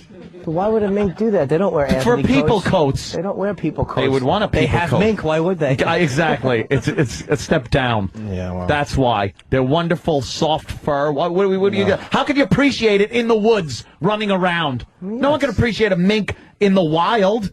They're just stupid. They sit there and run away. You couldn't even pet it to appreciate the feel. But on a nice jacket, after you've chopped their heads off and peeled their skin like a glove, you sew them together. It's a wonderful feeling. What's going on with you and the cougar, man? What? You're a little excited.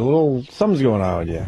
You enjoyed Excited? Her. I'm doing the show. This is all fake. By 11 o'clock, I'm tired. You enjoyed her. I enjoy. You were a little more excited. I'm not saying. All right, listen to the replay. Maybe you missed a few lines. I'm not saying sexually excited, but there's a difference. You're a little hyper in your voice. If for a second I'm not saying you're trying sexually to get me to say that there's not an a attraction. reason, no, any reason that she was in here, and that's why I have this I'd like to bon vivant attitude that I have right now. You're crazy. Can I be honest, though? I would have filled up if she kept spanking me. Really? Yeah, and I'm not a big sub, but if someone can spank you well, I've only had it a few times in my life, Yeah. it feels good. It's a nice feeling. It's a cool, different sensation. Because I'm so used to being the one doing it. Yeah. I mean, That's good, Jimmy? It really was. She had good technique, and what's important when you're spanking is the rubbing in between. It's the hand brushing over the ass cheeks. That's what really is central. Just a spanking is nothing. No, like whack, whack, whack, whack, whack, whack. Yeah, whack, whack, that's whack, whack. bullshit. Hey, Leah, when are we going to get our photos or pictures? Leah. Oh. Right now, I have a copier. Oh shit, she's What? business, Jimmy. Right now, I have a copy. She was being sarcastic, I Jimmy. like it. You looked the fool. Wait, can I say something though? Young women get sarcasm. Older women don't. This Ilona didn't get any sarcasm. Really? None. I don't think there was much sarcasm being thrown out. I think it was all insults. I enjoyed my daytime line. Oh, Jesus. I happen to like my spanking. I gotta be honest. Yeah? Believe me, I'd love to say so it, not but into that. It filled me up a little bit.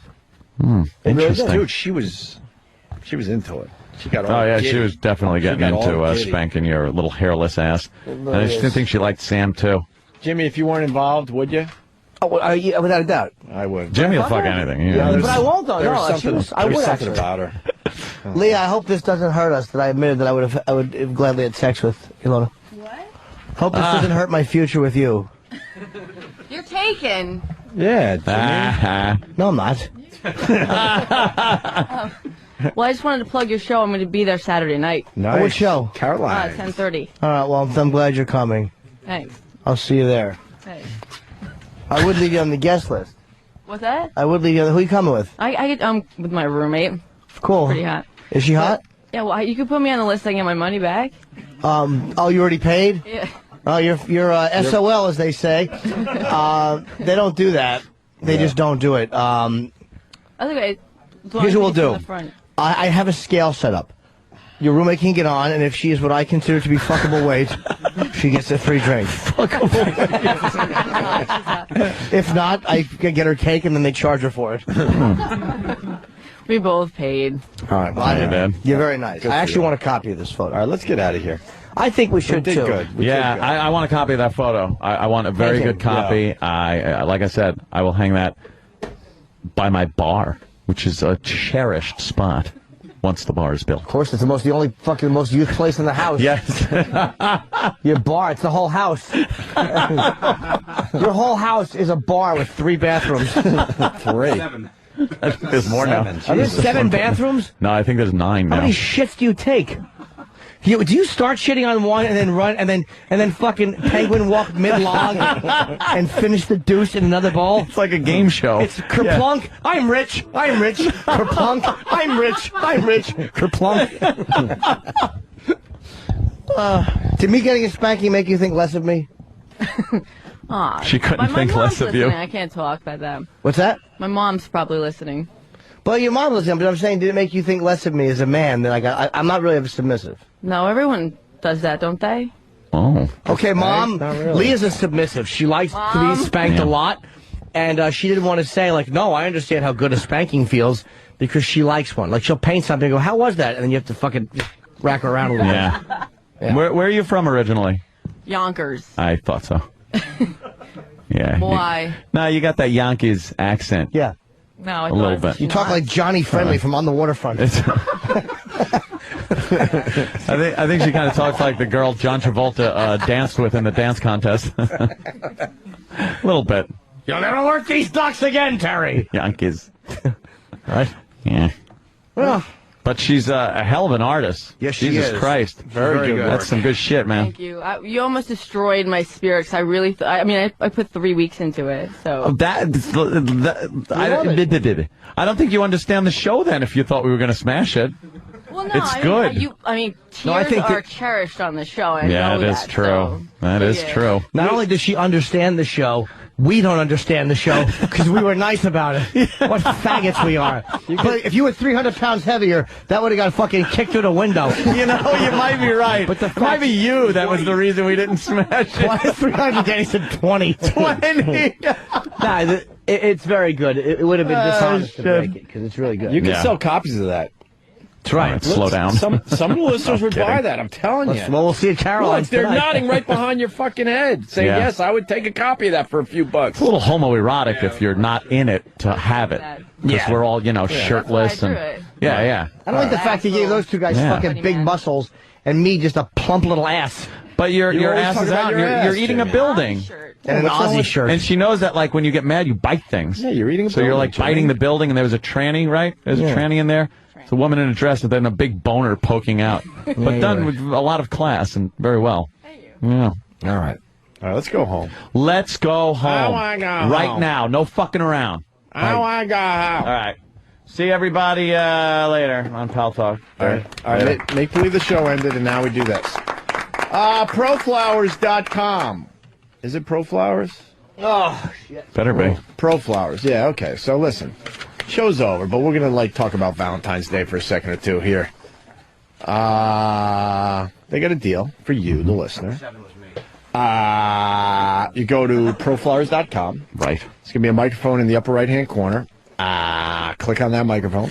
It's going to ask for a password. You type in Opie and Anthony. If you do that at proflowers.com, you're going to get 1 dozen Sweet Expressions roses for only $39.99, and you'll get a second dozen for free. So they make it complicated. Basically, you're getting 2 dozen roses for just under $40. A penny under $40. And they throw in a free glass vase. That's right. And they're guaranteeing Valentine's Day delivery. I would do it now. Get it over with. Get it out of the way. And then you can enjoy your life. Proflowers.com. Click on the microphone in the upper right-hand corner. Type in the password Opie and Anthony. Or give them a call, 1-800-PRO-FLOWERS. Mention Opie and Anthony, and you'll get the savings that I mentioned here. Using my password always gets you a free glass vase and special deals, whatever that means. Go to proflowers.com. Click on that microphone. Type in Opie and Anthony, or give them a call. 1-800-PRO-FLOWERS. See you tomorrow.